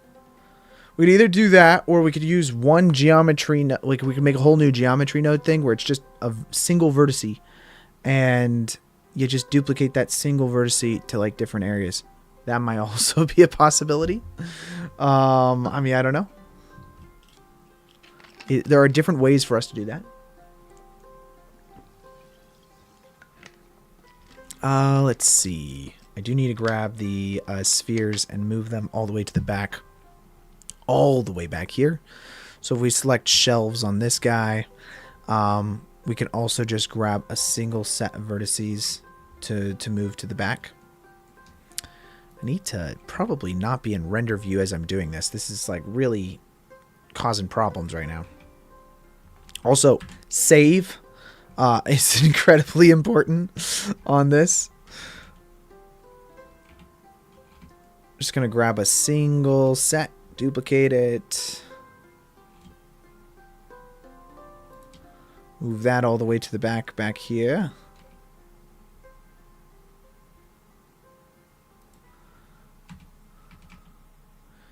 Wonderful. So that gives us a whole other shelf back there. Mostly joyful, I gotta say. Very joyful memories. Hey, Connor, have you ever participated in a 3D movie? Yes, I have. I've done a few 3D films, actually. I will be working on a 3D... Okay, 1 second. Pause, actually. 3D movie... It's yes to both. But 3D as in like an animated film or 3D as in... like stereoscopic 3D type of thing with like glasses and whatnot. The answer is yes to both of those. I've done the 3D film I did, funny enough, was an animated film. So like, you know, to answer your question, yes.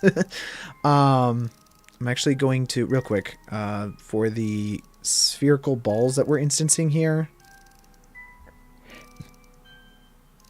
Real quick, we've got this instanced orb. I'm just going to turn that off for right now for viewport speed. It's just driving me crazy. But yes to both of those. I worked on several animated films as well as 3D stereoscopic versions of those animated films, because they tend to do those. At least when they're like theatric released films, they like to do those in 3D. It just gives, like, you know, it has more options for, you know, feature release ability. I have not ever animated on one of those types of films. You meant animated 3D movies. I've never done animation for those types of movies. I work in finishing, so quite a bit of the work that I've done has either been visual effects onto animation, or it has been so initially, before I got into doing visual effects, I did my job is to work at a finishing facility where they do color grading. So it's a lot of management on like, hey, here's some new shots, you know, here's what needs to be done inside of those shots, blah, blah, blah, blah, blah. And that was my job for, you know, I think I've done 3 films where I did that, where I was in charge of basically making sure that we got all the stuff we needed.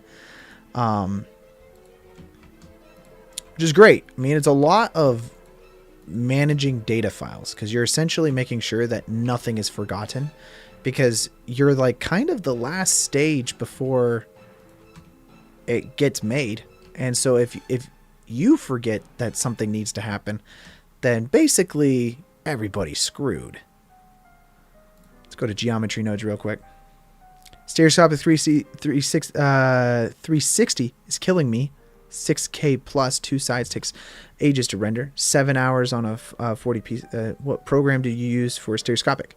I've used Blender for my stereoscopic stuff that I've personally done. All the stereoscopic stuff, as I said, was that I've worked on that were like feature films were we did color grading. So basically there's a left eye and a right eye for stereoscopic. It's not 360 footage. It's stereoscopic as in wearing your glasses.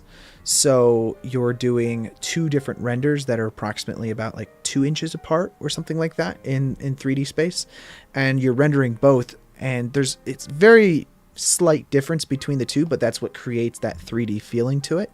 And then inside of your color grading software or your finishing software that you're using, you're basically overlaying those, creating the left and the right eye, and then they're individually color grading everything. So think about it this way. If you're doing a film that's got like 4,000 shots in it, then you have 4,000 shots times 2 of the amount of basically the amount of shots that you have in your film. And then you have to make sure that all the mats are correct on left and right, because it's animation. So obviously they do everything with mats, and that's how all of that kind of like works. I'm going to create a whole new geometry node setup here. We'll use the same geometry instancing setup as before, honestly. Just copy it. Go to our new plane here and then paste. So we've got our input. I'm going to delete the subdivide, plug that into mesh, and then take that and output it. I think I could delete this as well. And then now we've just got our geometry.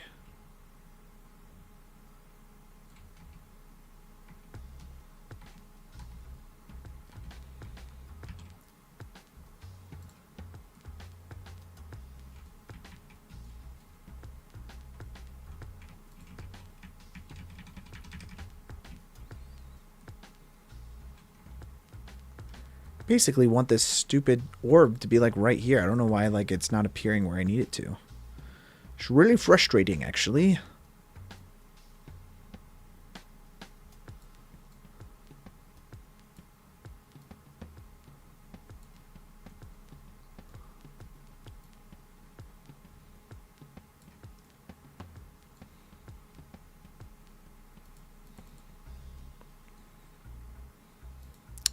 Although it's like my goal one day to either work at a studio like Pixar or something like that, where I can work on animation as an animator, or as I honestly, I would love to work as like a shading artist as well.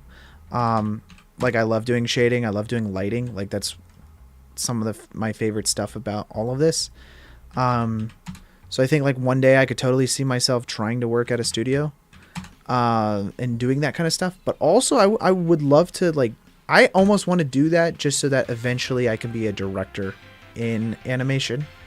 I just love the medium, and I've loved it, you know, since I was a kid. I just think there's just like, it's a very powerful medium where you can kind of do whatever you want. Like there are no limitations to the type of stories that you can tell with inside of animation. And I think that's what I love the most about it.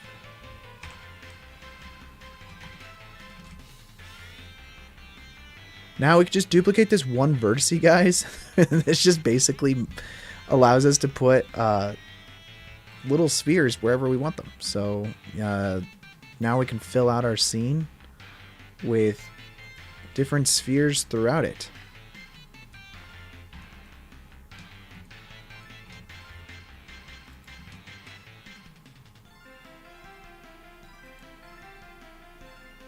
Probably gonna duplicate this so that way it's like kind of like sitting on top. They create like a little pile, guys. They have a little pile going.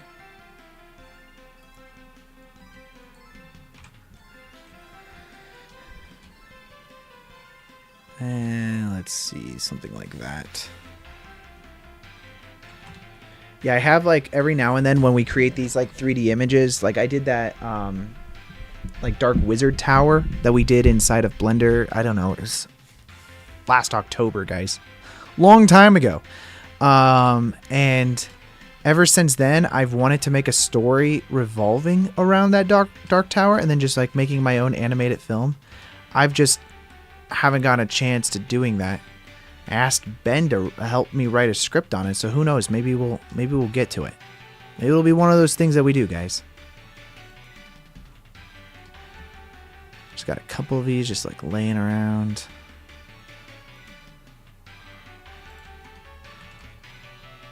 Great. Okay, let's go and save that. Now let's also view our regular instances. And I'm going to just go ahead and check this render out, see what this looks like.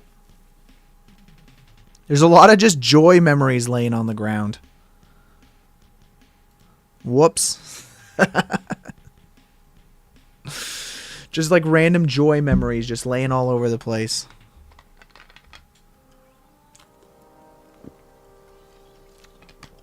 How bad would it be for our viewport if I tried to change the color here? Let's do this. We've got the orb outer surface. We've got the inner. Let's go look at that real quick. Let's go to layout. And open up our shader editor. Just a little too much yellow, guys. It's got to have a little more anger in our life, you know? Just a little more anger. Okay, that's good. I'm just mostly trying to break up the stuff on the ground a little bit easier. Just a little more anger, you know what I'm saying? Gotta have some anger in your life. Maybe not that much fear. I do think the only thing, Hasselhoff, that this kind of like, it's unfortunate is like if I do want to art direct specific ones, it makes it a little difficult for us to like go, hey, this one specifically, I want to be this color. That does make that a little bit difficult.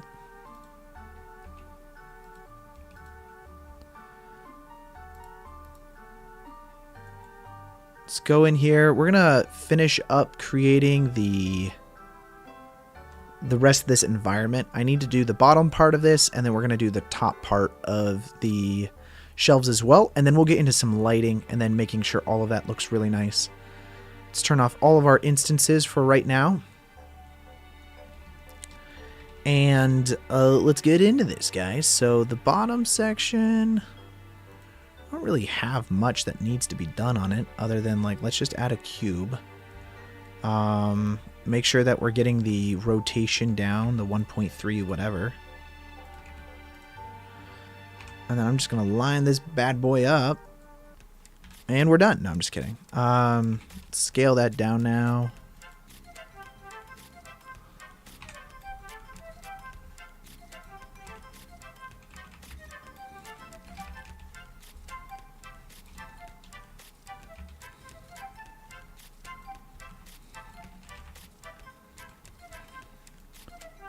Let's just grab this edge and then add quite a bit of a bevel. I think that'll probably just like make that a little bit easier for us. And that's just like maybe the bottom shelf, you know? Or not the bottom shelf, but it's just the bottom section of it. It is a bit bright. Although I do like the idea of it being like a light metallic.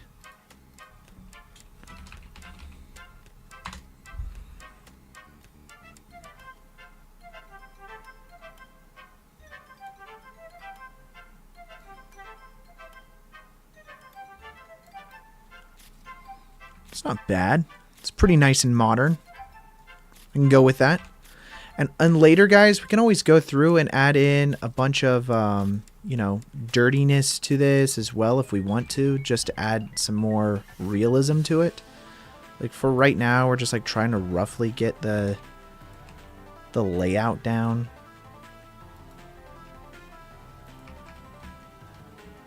I have a feeling that we're going to spend quite a bit of time cleaning up a lot of this crap.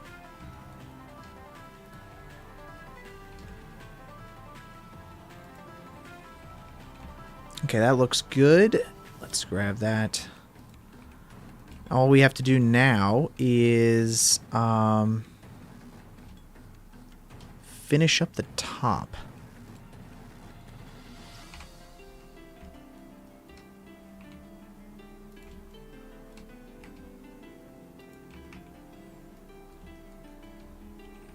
Like some of the animation I'd love to work on, if I could, would be to work on the Arcane series that Netflix makes.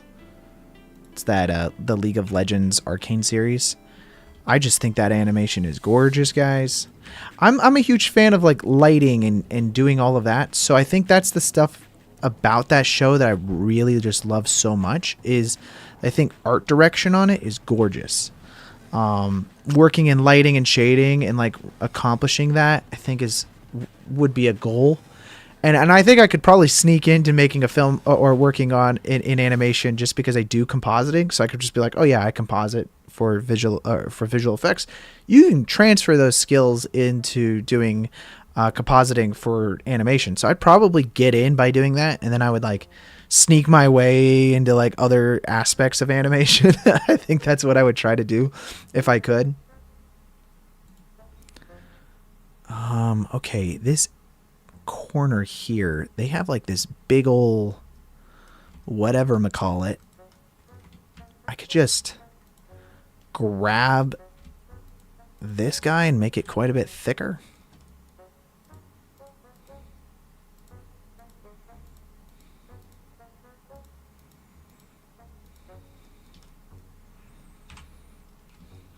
Like, if I could work on like How to Train Your Dragon, if they still made those, but they didn't. I mean, that show's done. But it's like that is like those working on films like that. The lighting in those films were just absolutely gorgeous.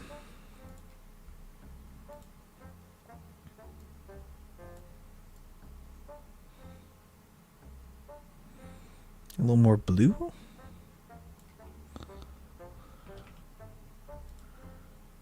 And then change the value slightly.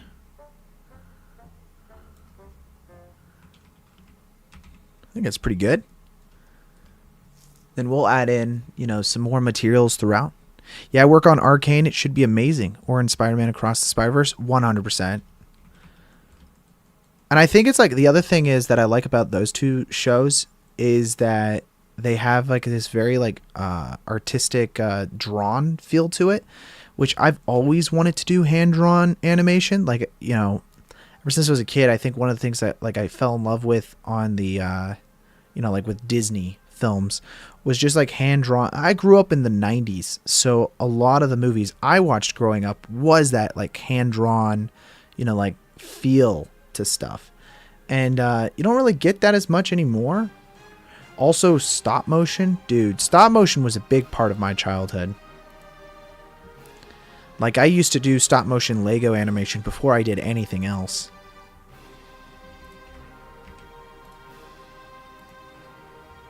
I think, like working on like the Lego movie in the CG version of the Lego movies, that would also be like a thing that I would want to do.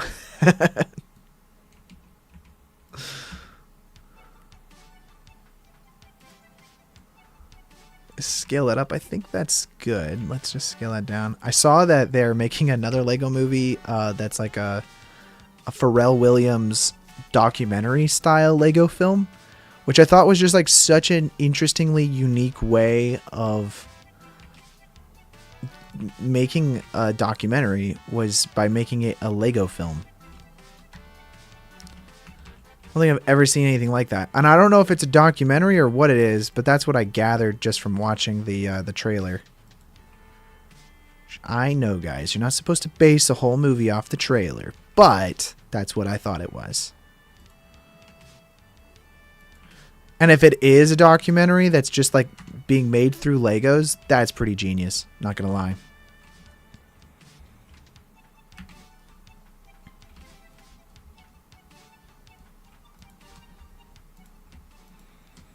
grab this guy over here and actually maybe make him a little bit longer. That's fine. We'll do that.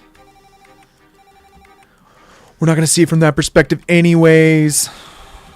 Yeah, but to work on Arcane, you kind of have to live in France because they do all the animation for that over in France.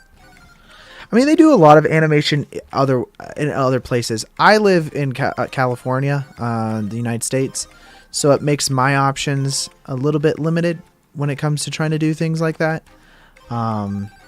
Unfortunately.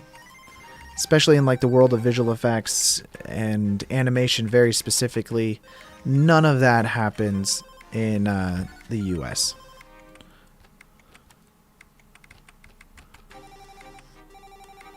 Oh, we can turn on extras again. Now that we're not spawning in a billion different instances of a light, we can turn that back on.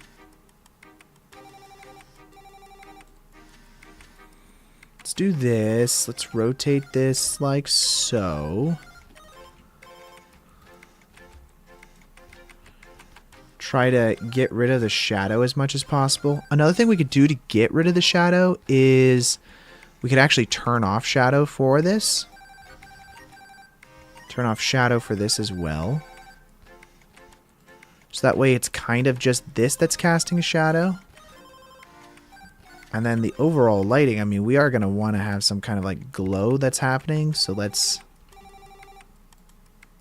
do that. Let's go to top view here.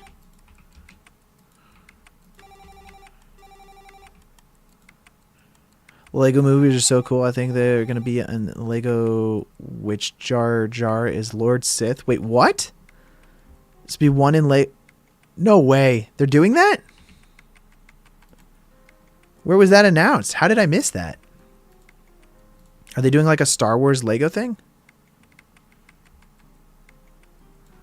Have like kind of like this warm glow, because if we look at the ground back here, it does have like a bit of a warm glow following the spheres.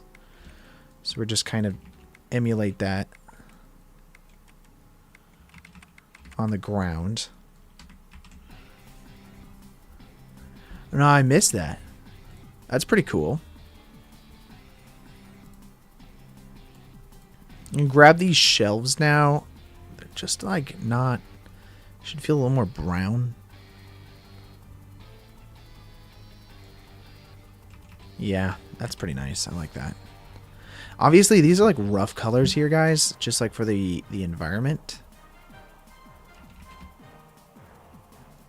That does need to hit the ground. Honestly, all of these do, and I missed that.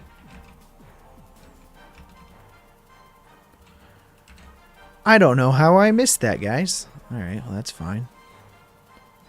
So now if we go back over to our instances, let's just see what that looks like.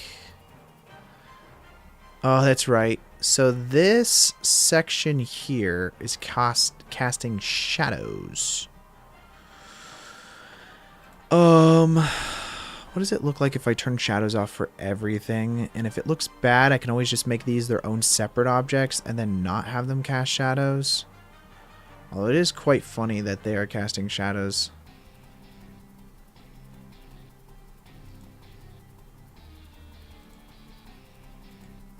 They're not really casting shadows onto each other. Mostly what I'm looking at right now is that they're not casting shadows onto anything. And then these are okay with casting shadows because these are like on the ground. It's quite funny. We do need to fix this though, because these instance ones that are laying all the way over there are actually now clipping into our shelf. So let's fix that.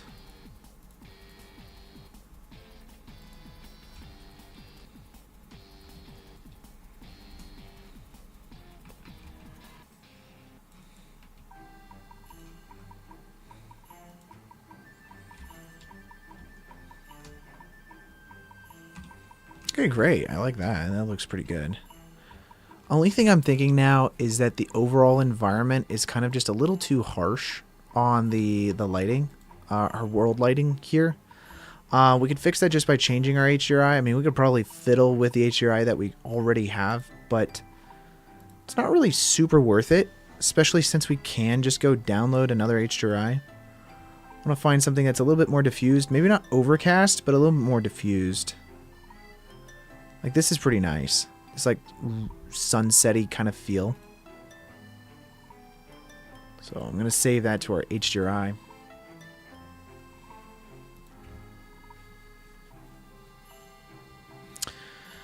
And now over inside of our settings here, let's just adjust that.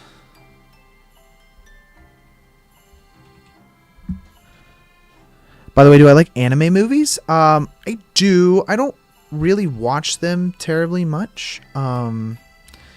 So like I've seen a few, but I'm not probably the person that's like, oh hey, I've seen like every anime that's been created. But the ones that I have seen, I do really enjoy. Like, I mean, I feel like it's I can't say that it's like when you say like, oh wow, I really like Spirited Away. I feel like that's a little cheesy to say because of course everybody likes Spirited Away. You know, it's not really like a hot take to say that.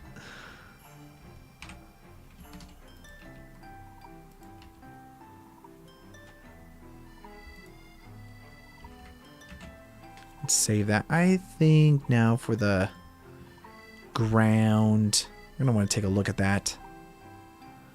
Let's go into the material here. So we have this ground material.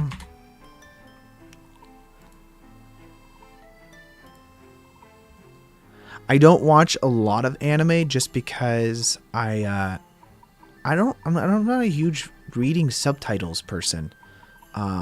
Usually when I sit down and watch something, I kind of just want to watch it. I don't want to have to read the subtitles. So that kind of bothers me. And I know that's like a dumb excuse because everyone will be like, well, just get over it. What are you, like a child? And it's like, yeah, yes, I am. You know, like I don't know. Let's do object plugged into the vector here so that way it doesn't stretch things weirdly. And then we'll just scale that down.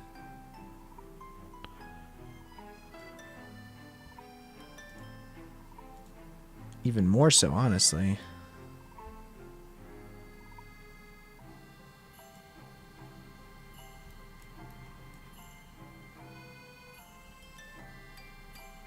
In my case, you would love to work on eventually movies. Lots of movies have great dub versions. Yeah, I know, and that's so the big reason why I haven't finished Attack on Titan, I haven't seen the latest season, is because I didn't want to read the subtitles.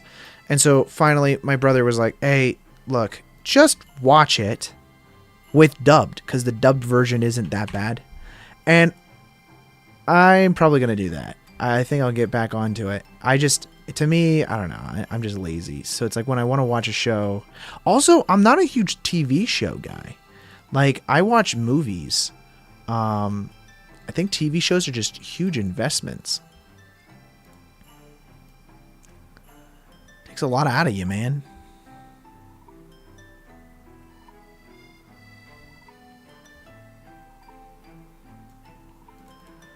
Okay, that's not bad for the ground texture.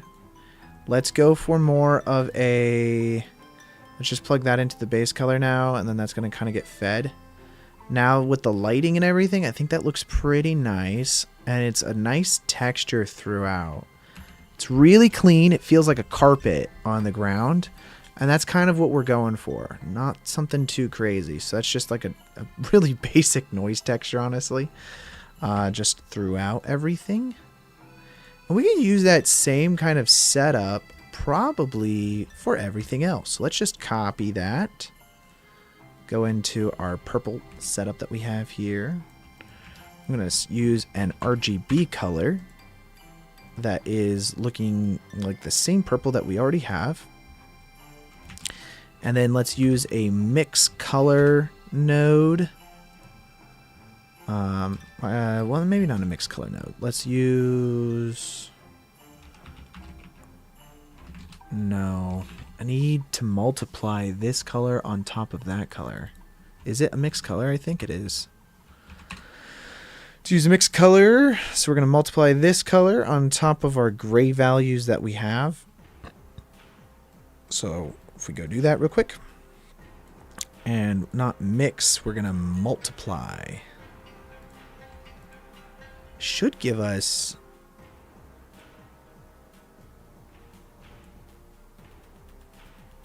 Maybe not multiply. I thought it was multiply. Is it add?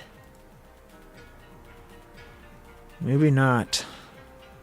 I was trying to do an easy, fast way of doing this. What I was trying to do was get this value here to be the purple, and then I guess we could just keep that purple, and then this can go to gray. Although, if we increase the saturation on this and then change the hue slightly, it's probably going to get us what we want anyways, and then we plug this into the base color. So now we go and view our principled BSDF. It'll give us kind of like that textured feel to everything, rather than it just being straight up just purple, like so.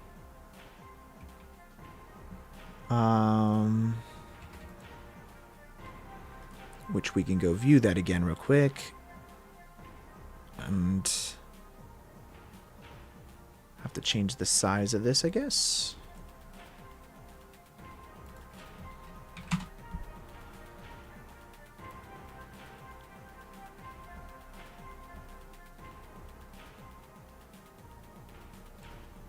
Oh, whoops. I was right there, guys. It's a little too large. Something like that. It's probably hard to see through the stream, but I think that would look pretty nice. Then we feed this guy into our base color, and then we just go ahead and view that real quick. Now we're going to have this nice texture on here. It's just something really basic. I mean, I feel like a lot of the shading on this film is pretty straightforward. It's not that crazy, just basic noise textures. So that we could just utilize there. And then let's look at the rest of this. So, I mean, I don't know that I want to really do anything on this, but we could change the roughness here to be more reflective of everything that's around it. What is this? Is there like a sphere with inside of this?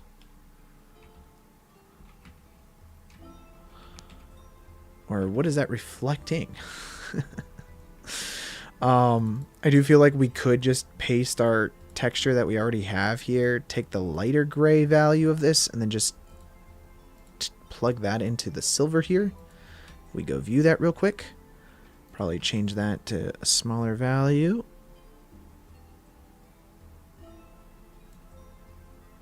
Something like that should do. Plug that into our base color of our principled BSDF, and then now we'll just kind of get that overall kind of like texture feel to it throughout. Now, I don't want this to be quite as dark though, so let's like lift that up a bit. And it's going to be very, very, very subtle overall on the effect of our silver that we've got going on down here. And then I'm going to do the same thing with this brown. So again, just paste our components that we have. What am I doing here? Click on that guy. There we go. And if we view that, let's just see what that looks like.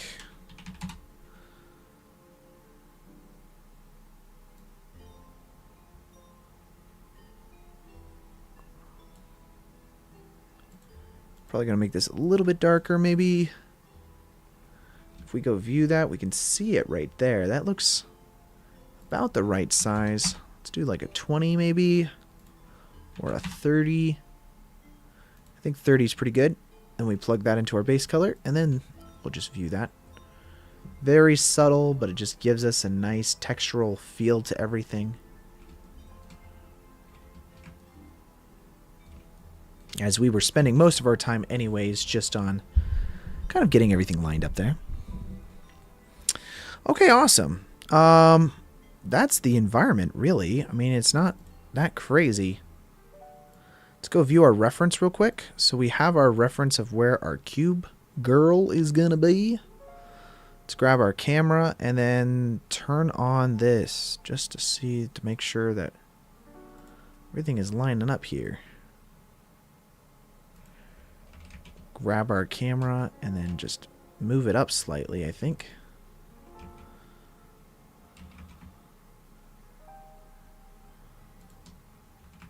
Perfect. Now, with this camera in there, let's actually set the depth of field and everything all up real quick. So, just go ahead and set up a empty here with like a plane axis. That should totally work just fine for our purposes. Just to see what everything kind of looks like. If we select our camera now, let's go to depth of field real quick and just enable that. And find our empty. Do like a nice 1.2.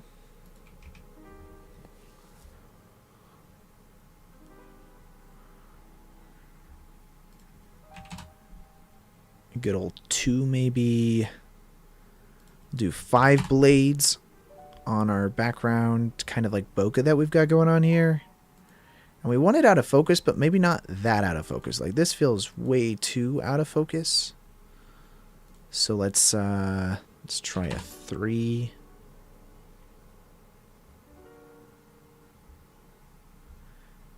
And then we always like a nice ratio for our aperture. I think that it gives us like a nice lens distortion. 1.5 is anamorphic, so that might be pretty nice to have. Kind of liking that. Let's see. I do feel like we could have a little bit less. I do want to see this a little bit better, and I didn't want that to be quite as blurry back there. We do want to have that depth of field, but sometimes I feel like too much depth of field feels excessive. It feels like you're trying to fake this depth of field effect, and yeah, so let's not do that.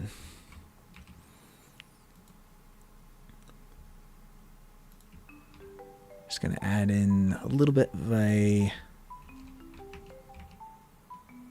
push out effect here.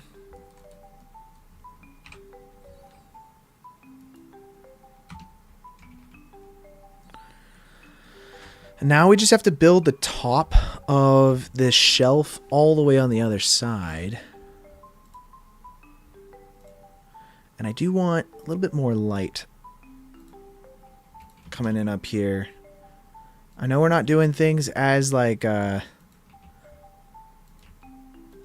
guess normally I would just like do all of the modeling and then go ahead and do like all of the shading and stuff like that. Whereas this time I'm kind of doing it in tandem with each other.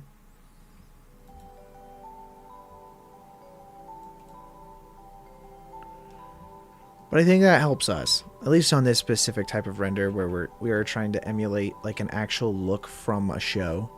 I think it's quite nice to be able to go through and do all of this.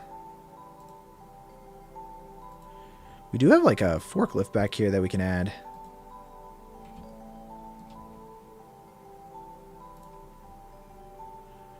Probably going to take this metallic texture back there and then increase the roughness. Just so that way it doesn't shine quite as much. That particular one doesn't need to shine as much. I do like the way the rest of these look. But, you know, sometimes just requires a little bit of customization to get the effect that you're going for.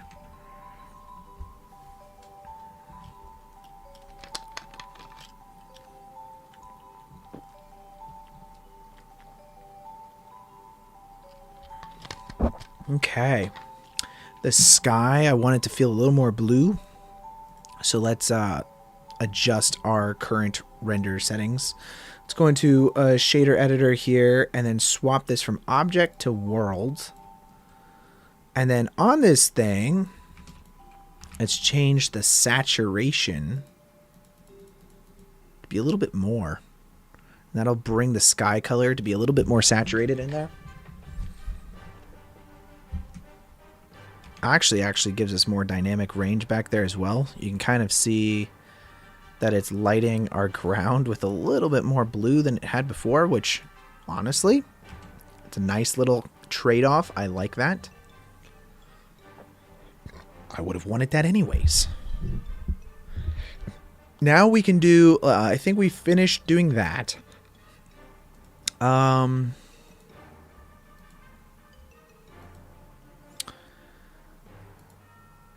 I I think we need to finish modeling the top of that. And let's see.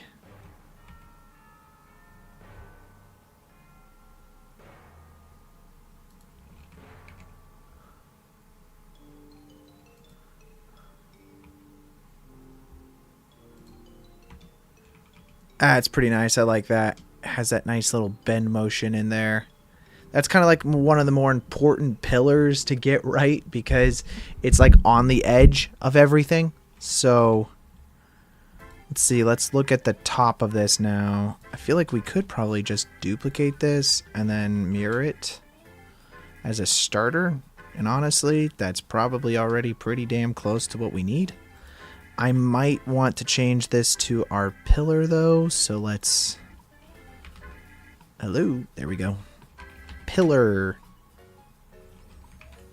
Like, I think that might look nicer. Well, I think there's two things we could do. Let's grab this, move that down. Something like that should be fine. Duplicate it, scale it up, so it's way it's a little bit larger, and then now we select the bottom piece that we have. We either go for the lighter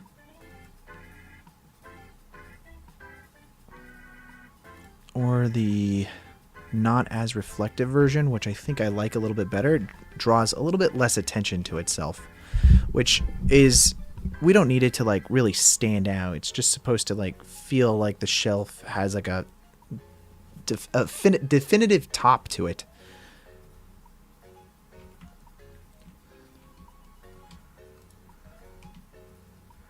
And now if we just grab this piece here, let's scale that up, extrude it.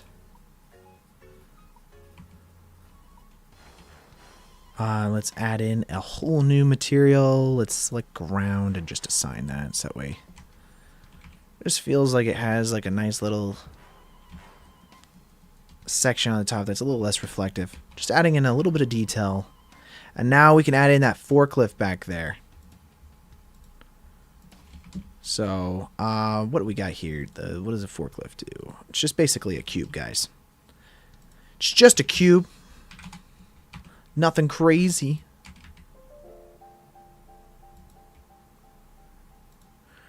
It's amazing how simple some of these objects are, you know? It's just primitives, really. I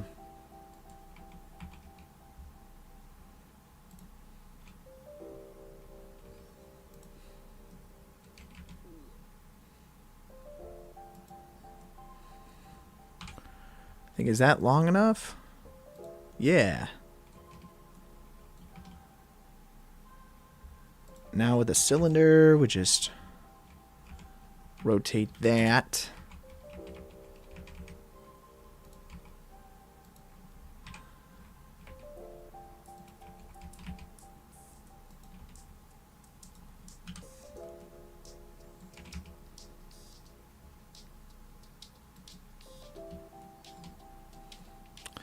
And I feel like we just add a new material in. It's probably the easiest thing.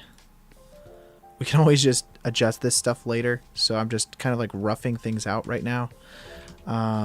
Just scale that down and bring that out. Assign the more reflective material to it. So that way it's got an interior tire wheel basically. Yeah, that's great. Scale that up.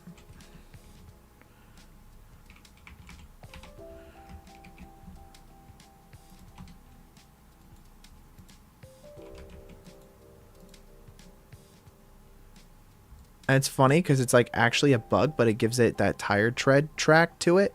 And so that really actually works. So fun fact, just select everything and just bevel it and then it works, guys. Just select these two edges here. I'm going to join them, and then now let's go into our settings here. We'll just mirror this, honestly, around the cube.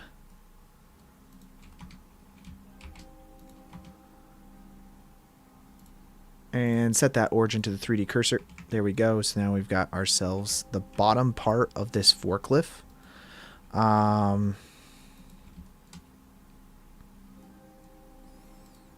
same material, it kind of is. So what was I using? Bottom 01. A lot of the same textures here, guys. Forklift. And let's open up. Let's do a vertical split here. So that way we can actually open up our shader editor. And let's see. Change that back to object. This is our forklift. I kind of want everything to be a little bit darker, so let's select this lighter portion here and then decrease that a little bit, ever so slightly. So that way it's got a little bit of contrast against the background there. And we can use that same effect here. We'll just select forklift, because it doesn't matter, but it is its own separate object. So let's grab this top piece, save that. And now we have to create kind of like that scissor pattern or whatever, that the zigzag pattern that kind of goes up. All of this is like really out of focus, so we don't have to spend too much time on the details, though I think that blurred out details look better than not detailed blurred out, if that makes sense. I think it's like you can get away with a lot of stuff. Let's turn off instances, first of all. Oh, I've got to keep things organized, guys. Let's throw that all under lighting. That's fine. Here's all of our cubes. So if we turn off environment, now we've got that. Here's our planes. Let's throw that into the environment. Let's throw that into the environment. Wonderful. Let's throw this cube into the environment. Throw this cube into the environment. I was supposed to keep things organized as I was going, but let's just do that now, so that way it's like I can model stuff and disable anything that I don't want to see. Wonderful. We'll create a separate collection for this in a moment, but for right now, this will be fine. And let's set this right there.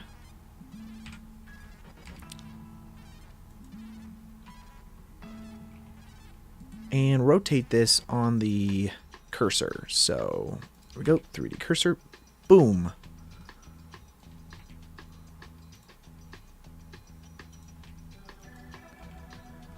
And does it go all the way to the edge?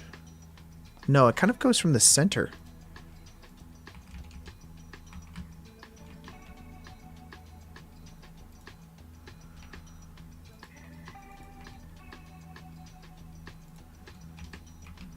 And let's see, control M that. Not like that. Let's do this through the individual origins.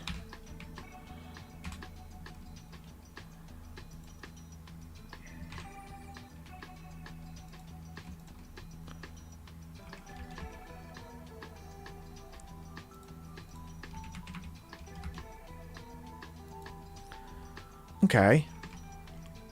Now, what we need to do is have this pattern go up, basically, back and forth. Yeah.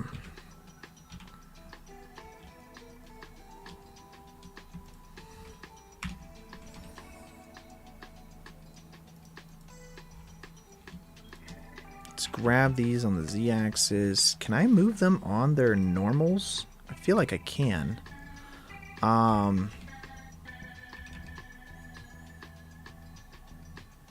Maybe not. But we can go into edit mode on both of these at the same time.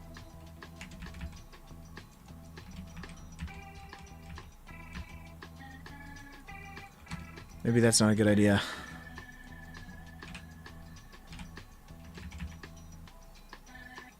Go back and forth roughly to there.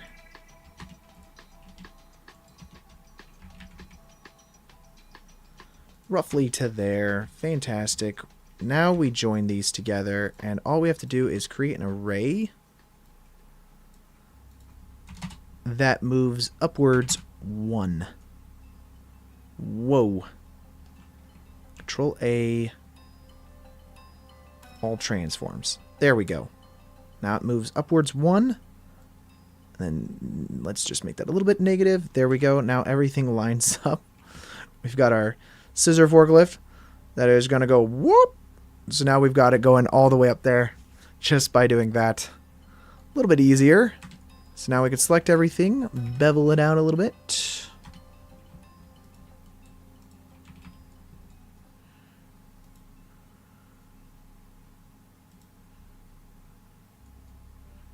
Yeah, that works for me, guys. Now let's just duplicate this.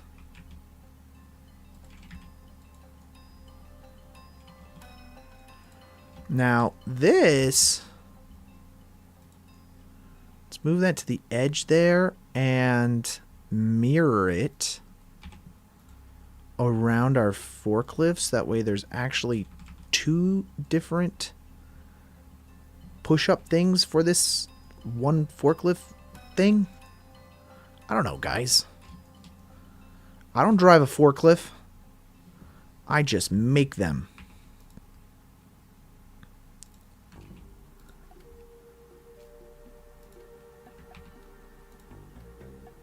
Now we're just going to make ourselves a nice railing.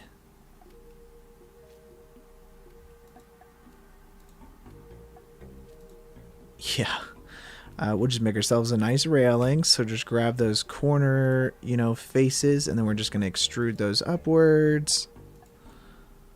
Fantastic. Let's just do that again. And then if we do that, I think if we press F3, we could bridge edge loops. So let's just do that. Bridge the edge loops. That's going to create ourselves a nice railing all the way around, guys.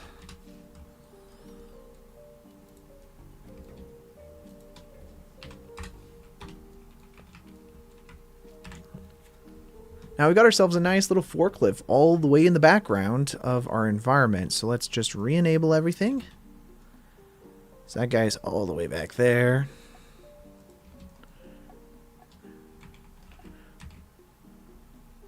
It's funny because it's like all the way lifted, but there's nobody inside of it, inside of the actual shot. Whereas there theoretically should be someone inside the shot, shouldn't there? Otherwise it would be not lifted. It would be on the ground, right? I mean, I don't know. See how all that looks with all the instance of the marbles that we created here. What do you guys think so far? What do you guys think so far?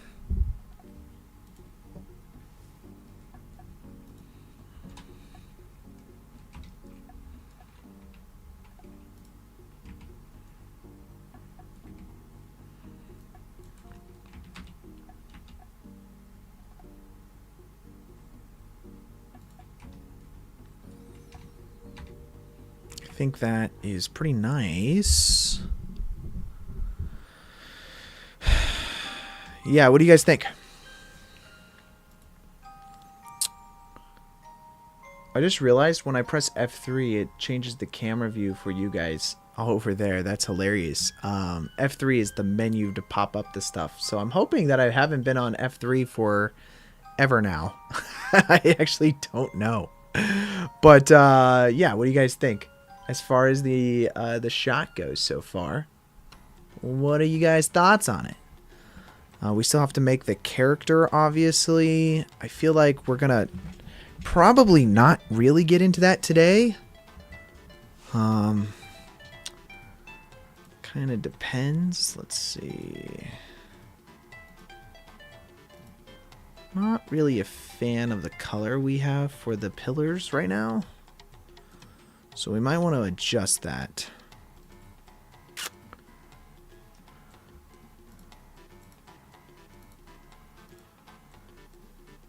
Just Let's remove the saturation slightly on these guys. Let's also change the hue value ever so slightly. I want it less red, I think.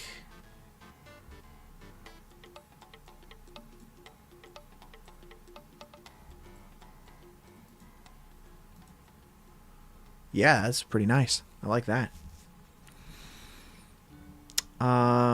Okay, and then the forklift arms will be same color.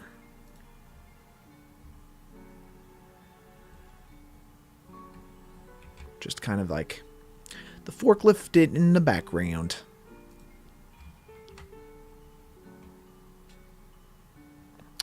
I'm gonna also duplicate this forklift, and then we'll just call this forklift arms.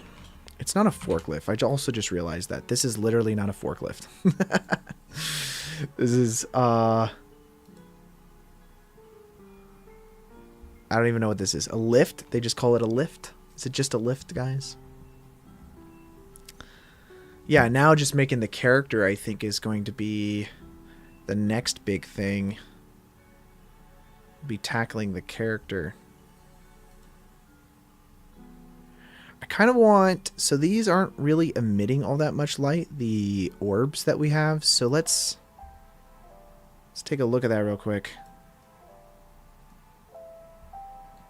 So this is being plugged into the emission of 1. Let's try to increase the emission ever so slightly. Scissor lift? Yeah, it's a scissor lift. Increase that to like a 5.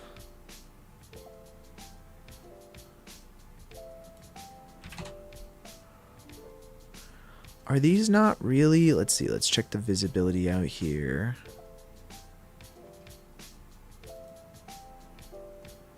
The glow color, transmission, emission color.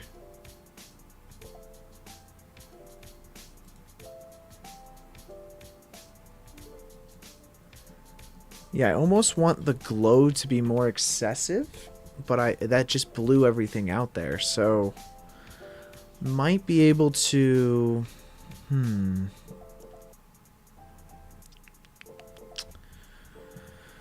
Let's turn off our reference again, by the way, just so we can just see our environment as we're working on it. It also does feel decently flat. Sometimes the way I like to fix that, first of all, let's go over here to solid view so that way I can move around a little bit better. Also turn off our instances because that freaks out your computer as you're doing it. But yeah, let's go ahead and add in another object over here. We'll just add in a cube. And let's grab the edge here, this edge specifically, and scale that guy up. Probably something like that. And then delete only the faces. So now we should have just this cube all the way on the back here. Is my render or stream still going?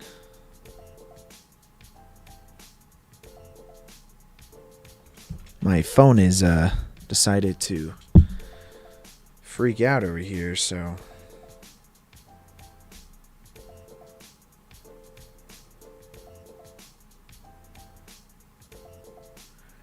Let me just pull that up real quick so I can see your guys' chat.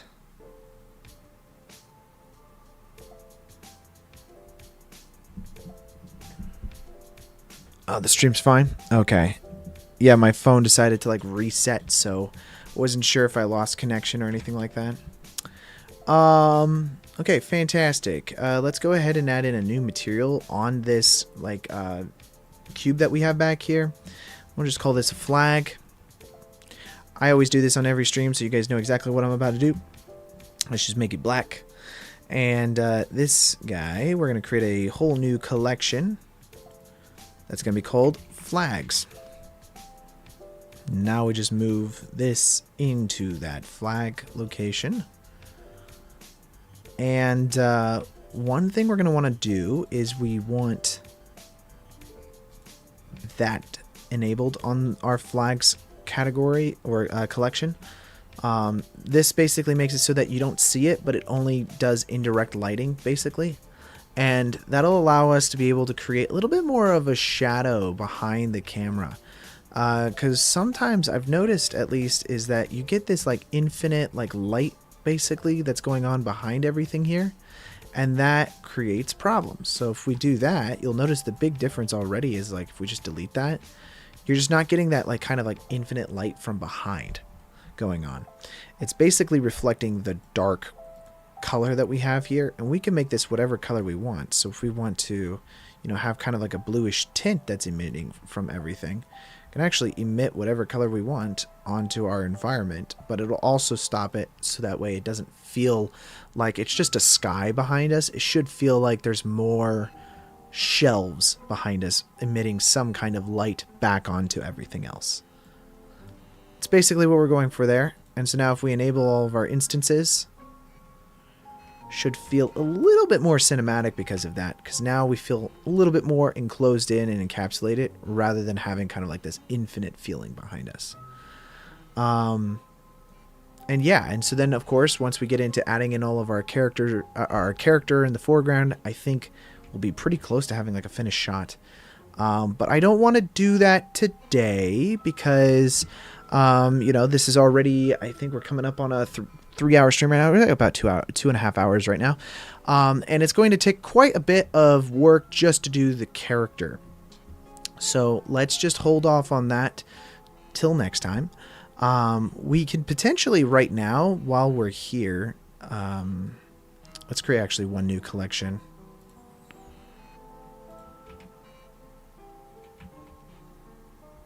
I want to kind of make the shader.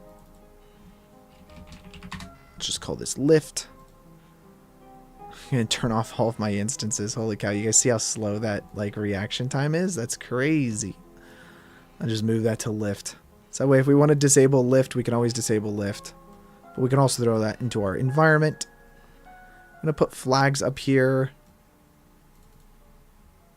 And then this is our empty, should go under camera. And we'll call this focus. I am planning on sculpting it, Ben. I wasn't thinking that I wanted to do the sculpt, so I was like, maybe I'll just maybe what I'll do is I'll just you know, create it in like import someone else's character and just do the shading, because the shading is actually the more fun, complex part of the character. Because it's not really sculpt of this character isn't that crazy. I mean, it's pretty generic. The interesting stuff is like how to create like this fuzzy effect all the way around the character, and specifically like creating the eyes and like stuff like that, all the sparkles and the glow effect that's going on here. And I think that is more intriguing to do. So I was hoping to just get a character model that was like already created, but I couldn't find one online, so we'll be sculpting it from scratch. All right, without a further ado, though, I think that, let's see, what was I going to do? Oh, that's the environment. Let's go ahead and work on the shader for the character. No, you know what? Cut that. We're not going to do the shader this week. I think that's something we can hold off for next week. But let's go ahead and just turn everything on so we could finish off this stream strong with like seeing what we created here today, guys. Oops, not material view. We don't want to go to material view. It doesn't look as good in material view. We want it in render view, please. Yeah, let's fix that. There we go. Thinking, guys, so far this week, this is what we created with all of our orbs everywhere using geometry nodes, as well as creating the shelves through basically arrays and whatnot. This is pretty close to what we set out to create. I might actually, it's funny because their camera does have a little bit more depth of field than ours. So we probably could increase our depth of field to something a little bit more and get away with it. I think we won't really know what we want as far as depth of field is concerned until we actually create the character and drop that in. But that's something that we are going to tackle next week. We'll be modeling the character and sculpting it, as well as doing all that stuff. Easier than last time, 100%. I will say this, though. I'm not quite sure that next week we're going to continue this render. I haven't decided yet. Next week is actually our 1-year anniversary of live streaming to YouTube. So I'm thinking we want to do something special. If you guys have ideas of what you want that special thing to be, then let me know in the comments below, and maybe we can tackle that. But we for sure only have part 2 on this before we'll be done, so that might be up the following week after that. But anyways, thank you guys for jumping in and watching the stream with us today. If you guys are new here, make sure to hit the subscribe button and like the video below if you enjoyed it. All of these project files will be up on Patreon. I upload all the project files every single week that we use and create on stream to Patreon. So if you guys want to grab those files, go ahead and download those. Mess around with this yourself in between the streams. Love to see what you guys are creating. Post your stuff in our Discord. We have links for all of these things in the description of the video. So I will see you guys next time, and you guys have a great rest of your week. But yeah, looks great. Oh, thank you so much, Hasselhoff. Thank you for your time. Thanks, Okaisido. And yeah, it was a fun stream. I really enjoyed it. I think the Inside Out film was really inspiring. So I was like, oh, I want to try to create, like that scene myself. So at least this is the environment. And so the environment's kind of done. Now we can go into character creation next week and whatnot. But thank you guys so much. Peace out. You guys have a good one. We'll talk soon. Bye.